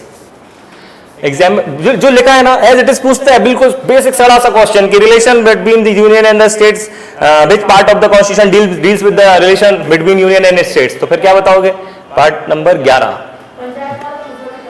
हाँ पूछा है, पंचायत वाला तो बहुत पूछते हैं, ये लोकल गवर्नमेंट्स का बहुत पूछते हैं, है ना, लेकिन ये कुछ भी पूछ सकते हैं, वो बिल्कुल बेसिक्स है, ये फुल टॉस ही चल रही है ये, इसलिए इनको अभी अभी जो अपन चल रहे हैं ना ऐसे ही याद करते चलो, मतलब इससे अच्छा नहीं है तरीका। अब देखो एक ट्रिक भी है, यू कैन फ्लाई, लेकिन कोई मतलब नहीं है, you can fly direct from फलाना, अपन को क्यों याद करना, हम समझ के याद कर रहे हैं ना कि यार हमने 4 कैटेगरीज में डिवाइड किया, मतलब 4 हमने कंपोनेंट्स देखे या क्राइटेरिया देखे, अगर ये फुलफिल करेगी कोई भी कंट्री तो वो हमारी कंट्री कहलाएगी। पहला हमने देखा कि लैंड होना चाहिए, तो हमारे कॉन्स्टिट्यूशन के पहले पार्ट में किसकी बात कर रहा है, यूनियन एंड इट्स टेरिटरी की बात कर रहा है। सेकंड नंबर पर देखा कि सिटीजन्स होने चाहिए, पीपल्स होने चाहिए, तो सेकंड पार्ट किससे डील करेगा, सिटीजन से डील करेगा ना, सिटीजनशिप से। फिर सिटीजन्स के पास कुछ राइट्स होने चाहिए, तो फंडामेंटल राइट्स पार्ट 3 में दे दिया हमने। अब वो राइट्स उनके पास है तो कुछ स्टेट्स की भी कुछ बनता है, तो स्टेट्स पॉलिसीज हो गई, पार्ट होगी पार्ट 4 में। अब जब स्टेट हमारे लिए इतना कुछ कर रहा है तो हमारी भी ड्यूटी बनती है कि उन रिटर्न कुछ करें, तो फंडामेंटल ड्यूटीज होगी पार्ट 4A में, 4A में। बस यहां कंफ्यूजन नहीं होना, उसको फिफ्थ मत कर देना, है ना। यू बन रहा है ना, तो यू से याद करना, या वो 5 वर्ड्स का है, 5 लेटर्स का है, तो यूनियन 5A में आएगा, कंफ्यूजन मत करना। लगे तो सीधे यूनियन को जो बीच बीच में ना इनको 5 कर दिया करो, जैसे ये आया ना यूनियन, तो पार्ट 5 हो गया ना यूनियन, क्योंकि यू बन रहा है ये 5 टाइप का लगता है या 5 वर्ड्स का है, लेटर्स का है, ठीक है। तो इसको ऐसे याद कर लो, तब फिर आपको क्लियर याद रहेगा कि यार फंडामेंटल ड्यूटीज, अब 5 में तो ये है, तो ऑब्वियसली 5 में तो ऐड करे नहीं होंगे, कहां ऐड किया होगा, तो 4A में है ना, ऐसे ही बनता है ना 4, है ना, 4A में ऐड करिए, ऐसे ही होता है ना, 6 तो नहीं लिख दिया मैंने ठीक है। तो 4A में आएगी फंडामेंटल ड्यूटी, वहां कंफ्यूजन, मतलब छोटी छोटी चीजों में गलती होती है हमसे, बड़ी बड़ी चीजें तो कर जाओगे आप, लेकिन ये छोटी सी चीज में आप गलती करके जाओगे, ठीक है ना। तो फिर ड्यूटीज हो गई, फिर नेक्स्ट हम चले गए गवर्नमेंट पर। हमारा जो नेक्स्ट क्राइटेरिया था ये, तो सबसे बड़ी लेवल पर कौन है, यूनियन गवर्नमेंट, तो पार्ट 5 डील करेगा यूनियन गवर्नमेंट से। उससे नीचे आ जाता है स्टेट, तो स्टेट गवर्नमेंट पार्ट 6, ठीक है। फिर उससे नीचे का आएगा 7 नंबर पर, तो 7 को डिलीट ही कर दो, सीधे डिलीट कर दो, सीधे पार्ट 8 पे आओ, और फिर यूटी, मतलब इससे छोटा, मतलब स्टेट से छोटा क्या होता है, यूटीज होती है ना, ये तो यही लिख लेना, जहां यहां लिखा ना कि यहां पे लिख दो यूनियन, स्टेट और यूटी। तो इसमें आपको ये जो देख लोगे ना, तो ऐसे पार्ट्स याद रहेंगे, है ना, कि भैया ये 5 6 और इधर ये 7, ये 6 से नहीं कर देना, मतलब ये 7 नहीं, ये 8 है, ये 7 नहीं कर देना, है ना। वो जल्दी जल्दी में गलत करके आ जाओगे यहाँ पर, है ना। ये 7 नहीं, ये यूटी जो है ना, ये 8 नंबर का पार्ट 8 में दिया है ना, पार्ट 8 डील करेगा यूटी से, यूटी तक हो गई। फिर हमने देखा यार ये यहां तक की बात हो गई, अब थोड़ा और नीचे लेवल पर चले, तो नीचे लेवल पर पंचायत आ जाएंगी, पार्ट 9 पंचायत से डील करता है, ठीक है ना। फिर पंचायत से नीचे म्युनिसिपैलिटीज, 9A, ये जितनी भी है ना म्युनिसिपैलिटी पंचायत टाइप की, सबको एक ही पार्ट में रखा है, एक ही, मतलब 9 में ही रखा है। तो 9 में है जैसे पंचायत, फिर 9A में रख दिया म्युनिसिपैलिटीज, फिर 9B में क्या कर दिया अपन ने, कोऑपरेटिव सोसाइटीज, 9B कंप्लीट हो गई। अब पंचायत से नीचे और अंदर चले गए, तो कहां पहुंच गए अपन, एकदम एरिया, बैकवर्ड एरियाज में, है ना, ट्राइबल एरिया में पहुंच गए। गांव से और अंदर जाओगे, गांव में तो और कहां पहुंचोगे, जंगल में पहुंचोगे, जंगल मतलब ट्राइबल एरियाज, वहां पर रहती है ट्राइब्स, है ना। तो ट्राइबल एरियाज से रिलेटेड आर्टिकल रहेगा कौन सा, आर्टिकल नंबर 10 तक खत्म हो गए, यहां तक इनके खत्म हो गए। अब अपन चलेंगे सेंटर और स्टेट के रिलेशन की बात, ठीक है। पार्ट 11 डील करेगा, हाँ अभी नहीं, 22 पार्ट्स हैं, आमने सामने, हाँ मतलब जैसे कर लो कि साथ साथ चल रहे हैं, यहाँ पे अपन फेडरेशन है ना, तो साथ साथ चल रहे हैं। अब स्टेट और अपना यूनियन साथ में आ गए, है ना। तो ये देखो 11 पार्ट बता रहा है कि relation between the union and the states, है ना, एक एक खड़ा हुआ डंडा, बराबर पे खड़े हैं, है ना, तो ऐसे याद कर लेना, ठीक है। रिलेशन है किसके बीच में, यूनियन और स्टेट्स के बीच में। फिर नेक्स्ट पार्ट है हमारा पार्ट 12, फाइनेंस, प्रॉपर्टीज, कॉन्ट्रैक्ट्स और सूट्स। फिर ये लोगों के बीच में ये सारे कॉन्ट्रैक्ट्स वगैरह होंगे, ठीक है, पार्ट 12 हो गया। फिर आता है पार्ट 13। अब भैया जो कॉन्ट्रैक्ट होंगे तो कैसे रिलेटेड होंगे, ट्रेड रिलेटेड कॉन्ट्रैक्ट्स होंगे ना, तो trade, commerce, intercourse with in the directory of India, trade और कॉमर्स से रिलेटेड, ठीक है। कॉन्ट्रैक्ट्स हो रहे हैं किससे रिलेटेड, ट्रेड एंड कॉमर्स से रिलेटेड। पार्ट 13 तक क्लियर हो गया, इतने याद हो गए, है ना। 11 में दोनों के बीच में रिलेशन है, क्यों है, क्योंकि कॉन्ट्रैक्ट है। तो नेक्स्ट वाला जो कॉन्ट्रैक्ट से रिलेटेड है, कि पॉइंट पकड़ लो ना तो यहाँ वहां लिखने नहीं बोलता कोई, वहां बस पूछता है कि यार ये वाले जो प्रोविजन है किस पार्ट में दिए गए हैं, तो अपने को पता रहे कि कॉन्ट्रैक्ट से रिलेटेड, फाइनेंस, प्रॉपर्टी या कॉन्ट्रैक्ट से रिलेटेड ये पार्ट्स किसमें 12 डील कर रहे हैं ना, है ना। अब काय से रिलेटेड कॉन्ट्रैक्ट करा गया, तो नेक्स्ट में लिखा है ट्रेड से रिलेटेड है, कॉमर्स से रिलेटेड है ना, इनसे रिलेटेड। तो पार्ट 13 में trade, commerce, intercourse with in the territory of India, है ना, इससे रिलेटेड कि एक राज्य में दूसरे राज्य के बीच में कैसे ट्रेड होगा, कॉमर्स होगा, ये सारे प्रोविजन दिए गए हैं, ठीक है। फिर नेक्स्ट पार्ट आता है अपना इंपॉर्टेंट, सबसे इंपॉर्टेंट पार्ट नंबर 14, जो हम तैयारी कर रहे हैं, इसको तो याद रखना, है ना। इसकी तैयारी करते करते देखो 14 पार्ट्स याद हो गए, है ना। तो पार्ट 14 किससे डील कर रहा है? Services under the union and the states, मतलब यूपीएससी, एमपीपीएस, मतलब स्टेट पीएससी, जॉइंट पीएससी, इन सारी सर्विसेज से रिलेटेड प्रोविजंस के आर्टिकल पार्ट में दिए हैं 14 में, है ना। 14 नंबर के पार्ट में है हमारा सर्विसेज यूपीएससी। ये तो अभी याद ही कर लो, भली कुछ याद रहे चाहे नहीं, कि हम इसकी तैयारी कर रहे हैं, एटलीस्ट हमें ये तो पता ही रहे कि कॉन्स्टिट्यूशन का कौन सा पार्ट डील करता है हमारे आपकी सर्विसेज से, यूनियन स्टेट सर्विसेज। तो 14 पार्ट नंबर 14 है ना। ये तो बीच में से कभी कोई आंख बंद करके भी पूछे तो मेरे को भली फर्स्ट नहीं पता, लेकिन वो 14 पता है कि 14 क्या है। 14 नहीं बोलना। अब देखो ऐसे ही अगला नहीं बोलोगे, ठीक है। 14 हो गया। फिर अब इससे रिलेटेड अगर कभी आपके कोई डिस्प्यूट्स होते हैं तो उसके लिए 14A ऐड किया, उसमें ट्रिब्यूनल्स ऐड कर दिए गए हैं, है ना। एडमिनिस्ट्रेटिव ट्रिब्यूनल्स और अदर ट्रिब्यूनल्स, वो जो हम पढ़ेंगे देख लेंगे, है ना। याद ना रहे कोई दिक्कत नहीं कि 14A में है वो, है ना। उसके जस्ट लगा हुआ है तो 14A में एक जैसे प्रोविजन एक साथ रख देते हैं। फिर नेक्स्ट आता है 15, 15 है ना। 15 डील करता है इलेक्शन से। अब याद कर लो कि भाई आप यूपीएससी से मेंबर बन गए, अब आपकी ड्यूटी लगी इलेक्शंस में, है ना। तो पार्ट 15 नेक्स्ट पार्ट जो है वो 15 कैसे डील करेगा? इलेक्शन में लगती है ना, कलेक्टर्स की ड्यूटी रहती है, जो भी बनोगे आप अपनी सबकी ड्यूटी रहेगी इलेक्शंस में, है ना। मजा आएगा, फिर सीधे इलेक्शन कराएंगे जब अपन बैठ के वहाँ पे, बहुत सारे नेता खड़े रहेंगे, लेकिन आप जब जाओगे कलेक्टर डिक्लेयर, कलेक्टर ही करेगा, कलेक्टर ही डिक्लेयर करता है। कहीं पे भी जब भी इलेक्शंस होते हैं ना, तो जो भी कैंडिडेट जीतता है उसकी डिक्लेरेशन कलेक्टर करता है, जिस भी डिस्ट्रिक्ट का। यहाँ के है ना, अभी करमवीर शर्मा, अभी यहाँ पर अगर इलेक्शन होगा, जो भी वोटिंग होगी, जो भी फाइनल रिजल्ट आएगा तो डिक्लेरेशन करेगा कलेक्टर, और फिर आप सर्टिफिकेट दोगे जो कैंडिडेट जीतेगा, सब दोगे, आप सब बनोगे, सबके सब देना, है ना। सोचो वो, उसको इमेजिन करा करो। हमेशा एक चीज याद रखना, जो आप सोचते हो ना अल्टीमेटली वो पॉजिटिव होकर के, आप किसी के बारे में, मेरे बारे में बुरा सोचना शुरू करो, देखना मेरे बारे में अपने आप बुरी चीजें आपको सुनाई देने लगेंगी, खुद सोचने लगोगे। और मेरे बारे में अच्छा सोचने शुरू करोगे ना, तो अपने आप अच्छी चीजें आएंगी। आपकी पॉजिटिव एनर्जी ना मेरे से टकरा के मेरे को पॉजिटिव करेगी, और आपके अंदर भी पॉजिटिविटी भरेगी। ये न्यूटन का थर्ड लॉ एग्जैक्टली वर्क करता है। देख लेना, किसी के साथ भी इंप्लीमेंट करके देख लेना। उसके बारे में कुछ भी सोचना, जैसे आप हमेशा रहते हो ना, कोई भी लड़के कुछ भी हो कि आज मेरे फ्रेंड से मेरी लड़ाई हो गई, अरे यार चलो कोई नहीं, मैं सॉर्ट आउट कर लूंगा, जो भी है मैटर समझा दूंगा, मान जाएगा, दोस्त है मेरा, समझ जाएगा, करके देखना। उसके बारे में पॉजिटिव सोच के कुछ भी चीज को रिलेटेड आपके अपने आप वो चीज उसमें दिखेगी। मतलब आपकी जो एनर्जी निकलती है ना, पॉजिटिव एनर्जी, उसको जाके सीरियसली चेंज करती है। विश्वास करके देखना, मान के देख लेना। इंटरव्यू देने जाओगे तो सोच के जाना कि मैं इंटरव्यू देने जा रहा हूँ और सब मेरे को बहुत मतलब मजा आ रहा है, मैं जिस बाइक पे जा रहा हूँ बहुत अच्छा लग रहा है, कार से जा रहा हूँ कितना मजा, मौसम कितना अच्छा है यार, वेदर हल्की सी, जैसा आपको बारिश का अच्छा लगता हो तो हल्की हल्की बारिश हो रही है, ठंडी हवा चल रही है और अच्छा लग रहा है, एकदम हरी हरी घास वहाँ से होती हुई जा रहा हूँ। फिर मैं बोर्ड में पहुंचे अंदर तो सर लोग बैठे हैं, पूरा पैनल देख के खुश है, मेरे को स्माइल कर रहा है, मैं भी बहुत देख के हंस रहा हूँ। अपने आप देखना, मतलब इम्पैक्ट देखना इस चीज का कि कितना पॉजिटिव इम्पैक्ट होता है, और वो सब का सब आपको देखना पॉजिटिव तरीके से जब आएगा ना, उसका रिजल्ट देखना। फिर होता है, ये लिटरली होता है, ये मान के देखना, अच्छा सोच के देखना। अच्छा सोचोगे ना अच्छी होने लगेंगी चीजें, और बुरा सोचोगे ना तो हो ही रही है। अच्छा सोचो ना, काहे के लिए बुरा सोचें फिर, है ना। इसीलिए कहते कि न बुरा जो देखन मैं चला, बुरा ना मिले कोई, जो मन को जा अपना, मुझसे बुरा ना कोई। और ये हर किसी पे अप्लाई होता है। किसी की भी बुराई करो, किसी की भी अपन बिचिंग करते हैं, नहीं करते रखते, सब लड़कियों की, लड़कियों अब तक तो सबकी आदत होती है ना, चुगली करने की, आओ बहन चुगली करें, तो कभी कभी कर लो बात करने के लिए, कि थोड़ा कुछ टाइम पास करने के लिए नहीं है तो कर लो। लड़कों के पास तो क्रिकेट होता ही है, और क्रिकेट नहीं है तो दूसरा टॉपिक लड़कियां ही होती हैं।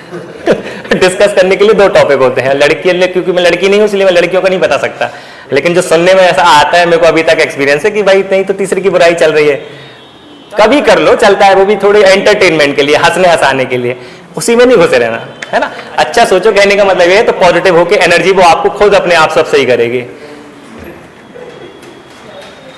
देखो तो करके देखो, हंस अच्छे लोग मेरे को बहुत अच्छे लगते हैं, मतलब अच्छे मस्त दोनों हंसते रहते हैं। मैंने अमन को जब मैं आया था, मैं शुरू में ही बोला था, तब सुभाषु थोड़ा सा शांत बैठा रहता था, लेकिन मैं अमन को फर्स्ट सेकंड डे ही बोला था। शिल्पा को देखो, मैं शिल्पा को बोला कि मेरे को थोड़ा सा डर लगता है, एकदम सीरियस।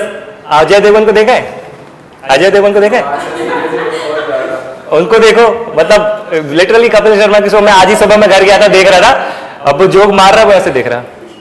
कपिल को भी ये लग रहा है कि मेरे भाई ऐसा लगता है जैसे बस अब आप कुछ बोलने ही वाले हो, मतलब भाई कॉमेडी की बात चल तो वैसा।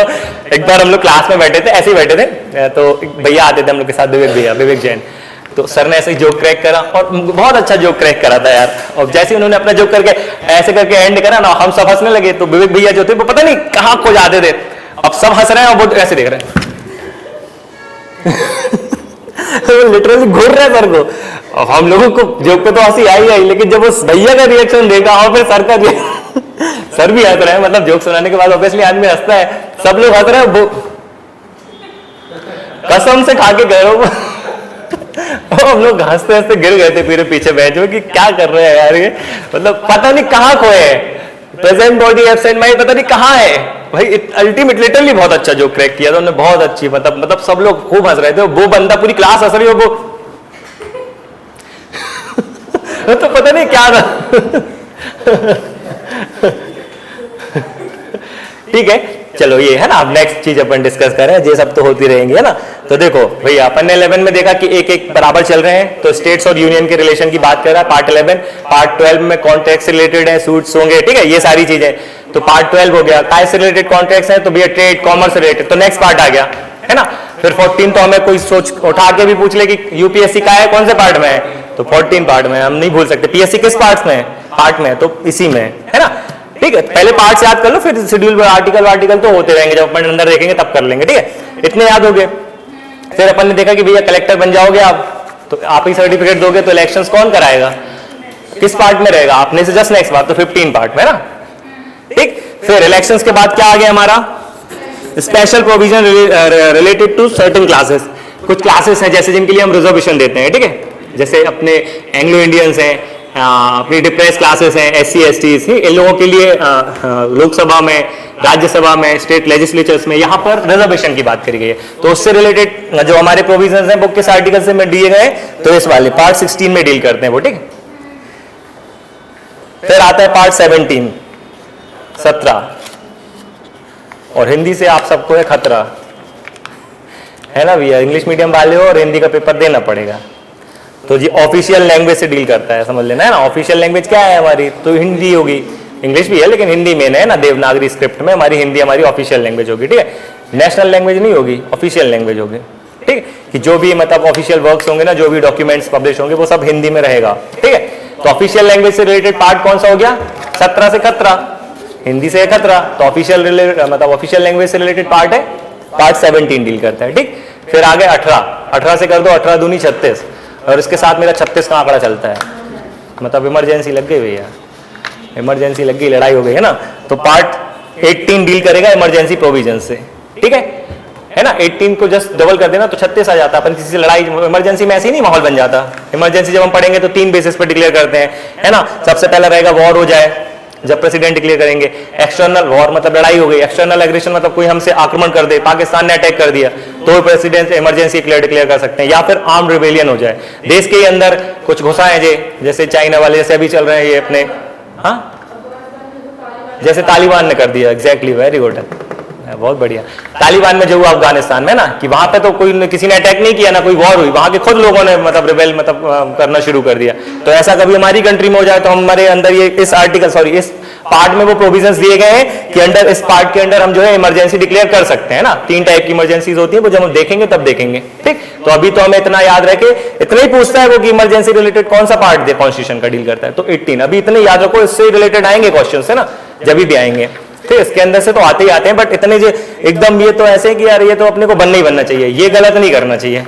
पीएससी में इस बार यही चीज हुई, कितने बेसिक क्वेश्चन गलत हुए ना, कभी सपने में नहीं कर सकते वो गलत करके आए क्वेश्चंस, कभी सोच नहीं सकते कि गलत करके आए, वो गलत कर दिए। क्यों, इसलिए बता रहे हैं कि यार देखो जो क्वेश्चन नहीं बन रहे ना उनके पीछे बिल्कुल मत पड़ो, आने दो ना, कहां से दे रहा। 20 क्वेश्चन मैं शुरू से बोल रहा था, अभी भी बोल रहा था मैं, जिस भी जो भी फ्रेंड्स से कि यार 20 क्वेश्चन तो ये मान के चलना कि नहीं बनेंगे, और तुमसे हमसे किसी से नहीं बनेंगे, किसी से नहीं आते हैं ऐसे क्वेश्चन। पीएससी में एटलीस्ट 20 और यूपीएससी में 50 नहीं तो 40 क्वेश्चन ऐसे होंगे कि नहीं बनते। 60 क्वेश्चंस बन ही जाते हैं, मतलब कोई बहुत अच्छा पढ़ने वाला है तो 50 तो एकदम श्योर कर लेगा, थोड़ा बहुत दिमाग लगा के 60-65 तक कर लेता है, उससे ज्यादा नहीं पहुंच पाते। क्वेश्चन बनते ही नहीं है, मतलब पता नहीं कहां से ढूंढ के लाते हैं, और ढूंढते कहीं से नहीं है, होते यहाँ से ही हैं, लेकिन जब हम पढ़ते हैं ना तब हमारा ध्यान नहीं जाता वहां पे। और हम लोग इसलिए आप लोग को बार बार चीजें बताते कि इतना एक्सपीरियंस हो गया पेपर दे के, और अभी अपन टेस्ट दे लेना उससे फर्क नहीं पड़ेगा, मतलब इतनी यहाँ पे गलती करोगे ना तो चलेगा, अरे पेपर ही तो है। वो केबीसी वाला माहौल अलग रहता है कि यहाँ बैठ के तो अपन बता दो, इसका आंसर बी होगा, बी लगा दे, फिर वहां पे सी निकल गया तो और लग रहा था सी होगा, लेकिन भाई आप किस क्वेश्चन के लिए खेल रहे थे, पता चले 24 लाख, कितने लाख का, 25 लाख का क्वेश्चन था, तुम्हारे बी के चक्कर में तो वो गलत कर देते ना। लाइफ लाइन है आपके पास तो यूज कर लो, क्यों नहीं यूज करें, क्योंकि हमें थोड़ी, हम तो अगर सही भी हो गया तो कौन से हमें 25 लाख मिल जाने हैं, और गलत हो गया तो कौन सा हम 3-20 पे जाएंगे। तू खेल रहा है तू जान, लेकिन जब पीएससी में बैठते हैं या किसी एग्जाम में बैठते हैं ना, तो ये गलतियां जब होती है ना तब हमें समझ में आता है कि अरे यार ये नहीं होनी चाहिए थे ना, वो वहां का प्रेशर अलग ही रहता है। इसलिए जो बता रहे हैं उनको बहुत गौर से सुना करो, ये सब तो है ही, जो गलती हमने करी वो मत करना, है ना। जो बेसिक चीजें है ना उस पर अपनी कमांड ऐसी रखना, हर बार पेपर निकलेगा यार, हर बार पेपर निकलेगा, प्री मेंस इंटरव्यू सब निकलेगा। और जो नहीं है बिल्कुल बाहर में कोई पूछे ना, हमें नहीं पता भाई, तू ही जान ले, तूने पढ़ा। हमने, मेरे पास जो है मैंने इसको पढ़ के रखा है, इससे क्वेश्चन आएगा, मेरे से इसके अगर ये क्वेश्चन नहीं बना तो मेरे लिए शर्म की बात है। ये सोच के जाना, हर बार क्वेश्चन करके आओगे, हर बार पेपर बनेगा और आपका निकलेगा। वो जो आपसे सुनाएगा ना आगे, करे ये भी पढ़ ले, ये भी पढ़ ले, ये पढ़ा, ये पढ़, उसका निकल फेल ही होता रहेगा वो हर बार, क्योंकि वो 10 जगह घूम रहा है। एक चीज को 10 बार पढ़ोगे वो ज्यादा अच्छे से बनेगी, ज्यादा अच्छे से समझ में आएगी, रादर देन कि अपन 10 चीजों को एक बार पढ़ें। एक बार भी नहीं याद रहनी, वो पढ़ के देख लेना। अपन पढ़े तो है सब, कॉलेज स्कूल में अपन सब ऐसे ही पढ़ के पास होते हैं। एक दिन पहले पढ़ाई करना शुरू करते हैं, अगले दिन फ्रेश माइंड से जाके पेपर लिखाते हैं, और क्या लिख के आते हैं वो ही जाने, वो पढ़ने वाला। हमने तो लिख दिया है, तुम देखो। उसको भी लगता है कि भाई कॉलेज या स्कूल का रिजल्ट खराब होगा, इससे अच्छा है काम करो, पास ही कर दो, हटाओ। 99% रिजल्ट आया स्कूल का। स्कूल चले हम, सब पढ़े, सब पढ़ रहे हैं। लेकिन यहाँ नहीं होता है ऐसा, है ना। तो अब जो अपन गलतियां वहां करके आए ना स्कूल्स में, अपन यहाँ नहीं करें। स्कूल ने अपनी आदत खराब करी, अपन सब कोई ऐसे नहीं है, लेकिन उन्होंने कॉपी चेक करना नहीं सिखाया। कुछ भी लिख देते थे तो कॉपी चेक कर देते थे। और खासकर जो बीए क्या बीई में ऑलमोस्ट सभी जगह यही होता है, खासकर जो मतलब नॉन इंजीनियरिंग वाली या टेक्निकल ब्रांच होती है उनमें ये अक्सर होता है कि आप कुछ भी लिख के आ जाओ, वो नंबर दे देते हैं। कॉपी भर के आ जाओ, फंडा सीधा चलता है कि बस कॉपी भर दिए ना, पास हो गए। क्या लिख के आया वो नहीं पता। लोग आके बोलते बोले हम जनगण मन लिख के आ गए, भारत भाग्य विधाता, पंजाब, लव लेटर। एक दोस्त ने मेरे लव लेटर लिख दिया था, बोले लव लेटर मतलब सॉरी लेटर आया था लिखने के लिए, अपने फ्रेंड को लेटर लिखो और उसके एग्जाम की प्रिपरेशन के बारे में पूछो। तो भाई ने लेटर लिखा, प्रिय मित्र XYZ जो भी हो, और भाई कैसे हो, मैं यहाँ अच्छा हूँ, उम्मीद करता हूँ तुम भी अच्छे होगे, और भाई तुम्हारी बहन कैसे। और मैडम ने ये लिटरली हम लोग को क्लास में सुन के, मेरा मतलब रिलेटिव ही लगता है, रोहित नाम था उसका, रोहित शर्मा। तो हम लोग मॉडल आई में पढ़ते थे, अभी हाफ ईयरली के एग्जाम हुए थे, तो हिंदी की कॉपी चेक हो गई। तो मैम आई, रीना जैन मैम नाम था उनका, तो वो कॉपी हम लोग को सुना रही थी। बोले हाँ रोहित कहाँ है, खड़े हो जाओ, क्या लिखा था बेटा आपने लेटर में। अब भाई लिख के तो आ गए थे, बोल तो सकते नहीं थे मैडम क्या लिखा है। लो आओ इधर आओ, पढ़ के सुनाओ यहाँ पे। और हम लोग का मॉडल हाई स्कूल जो था ना, वहाँ पे हम लोग सारे बॉयज ही बॉयज थे। लड़कियों के नाम पे हम एटलीस्ट जब तक हम लोग थे तब तक तो नहीं थी। जब हम लोग 11-12 में पहुंच गए तब 9th-10th में लड़कियां आना शुरू हुई थी, तो छोटी छोटी थी वो तो बेचारी। हम लोग के साथ कोई नहीं थी। हम लोगों के साथ आती थी एक MLB की लड़की आती थी, वो मैम आती थी, वो उनके साथ उनकी खुद की बेटी आती थी। MLB में नहीं पढ़ती थी, उसका एडमिशन MLB में था, लेकिन वो आती हम लोग के साथ पढ़ने की थी। अब एक अनार और 100 बीमार वाली कहानी। कि एक लड़की थी और पूरे 2 सेक्शन थे मैथ साइंस के हम लोगों के, मैथ्स के, ठीक है, सेक्शन A और सेक्शन B, और लगभग 70 स्टूडेंट्स होंगे। अब 140 लड़कों में एक लड़की, और वो भी मैडम की बेटी। तो बहुत भैया सिचुएशन खराब हो जाती थी वहां पर कंडीशन। तो ऐसे में अब उनकी भावनाएं जो है वो बह गए फ्लो में और लिख मारे लेटर। तो जब मैडम ने बोला, वो तो नहीं पढ़ सकता था, पर मैम खुद पढ़ के सुनाई, तो पूरी क्लास हंस रही थी। मतलब लाइट थोड़ा सा माहौल हो गया था, लेकिन उसने लिटरली ऐसा लिख दिया था लेटर कि मैं तो अच्छा हूँ, और भाई तुम बताओ तुम्हारी बहन कैसी। चलो ठीक है, तो भैया 18 तक याद है ना, लड़ाई हो गई। 18 2 16 और 36 का आंकड़ा बन गया, है ना। 36 मतलब इमरजेंसी लग गई, है ना, कि अब 36 का आंकड़ा बन गया, मतलब अब तो इमरजेंसी हो गया, इमरजेंसी वाला। तो इमरजेंसी रिलेटेड प्रोविजन किसमें है, आर्टिकल नंबर 18, ठीक है। आर्टिकल नंबर 19 मिसलेनियस है, बहुत सारी चीजें दी होंगी 19 में मिसलेनियस, ठीक। फिर पार्ट 20 जिसकी हम कहानी देख के आए अभी, बेसिक स्ट्रक्चर की। और जो एक आर्टिकल सबसे इंपॉर्टेंट, जो हम एक ही आर्टिकल है यहाँ पर, है ना, तो आर्टिकल नंबर 368 किस पार्ट में है, पार्ट नंबर 20 किससे डील करता है, तो अमेंडमेंट ऑफ द कॉन्स्टिट्यूशन से। कल बोलोगे तो अमेंडमेंट पढ़ लें कि पहले वो पढ़ लें अपन, हाँ ये क्या मतलब फर्स्ट पार्ट पढ़ने की अमेंडमेंट पढ़ने हैं, पार्ट से शुरू करें, है ना। अमेंडमेंट भी थोड़ा सा है, कोशिश करेंगे थोड़ा सा मतलब थोड़ा सा ओवरव्यू दे देंगे, फिर अपन ये शुरू करेंगे। बार बार अमेंडमेंट आता है तो समझ में नहीं आता ना कि हमें हो क्या रहा है। 3 टाइप से अमेंडमेंट्स होता है, अपन देख लेंगे। सिंपल होता है, स्पेशल होता है, स्पेशल प्लस 50+1 स्टेट, मतलब 50+ स्टेट्स होने चाहिए। काय के लिए क्या होता है अपन देख लेंगे, ठीक है ना। तो अमेंडमेंट से रिलेटेड कौन सा पार्ट है कॉन्स्टिट्यूशन का, पार्ट नंबर 20 पार्ट डील करता है ना, 2020, है ना। तो हम अमेंड कर सकते हैं कोई भी चीज, ठीक। तो 20 पार्ट आर्टिकल 368 याद रखना, एग्जाम में पूछेगा, ठीक है। फिर नेक्स्ट पार्ट है 21, ये बहुत इंपॉर्टेंट पार्ट है बाबू। क्या लिखा है, पढ़ो। Article number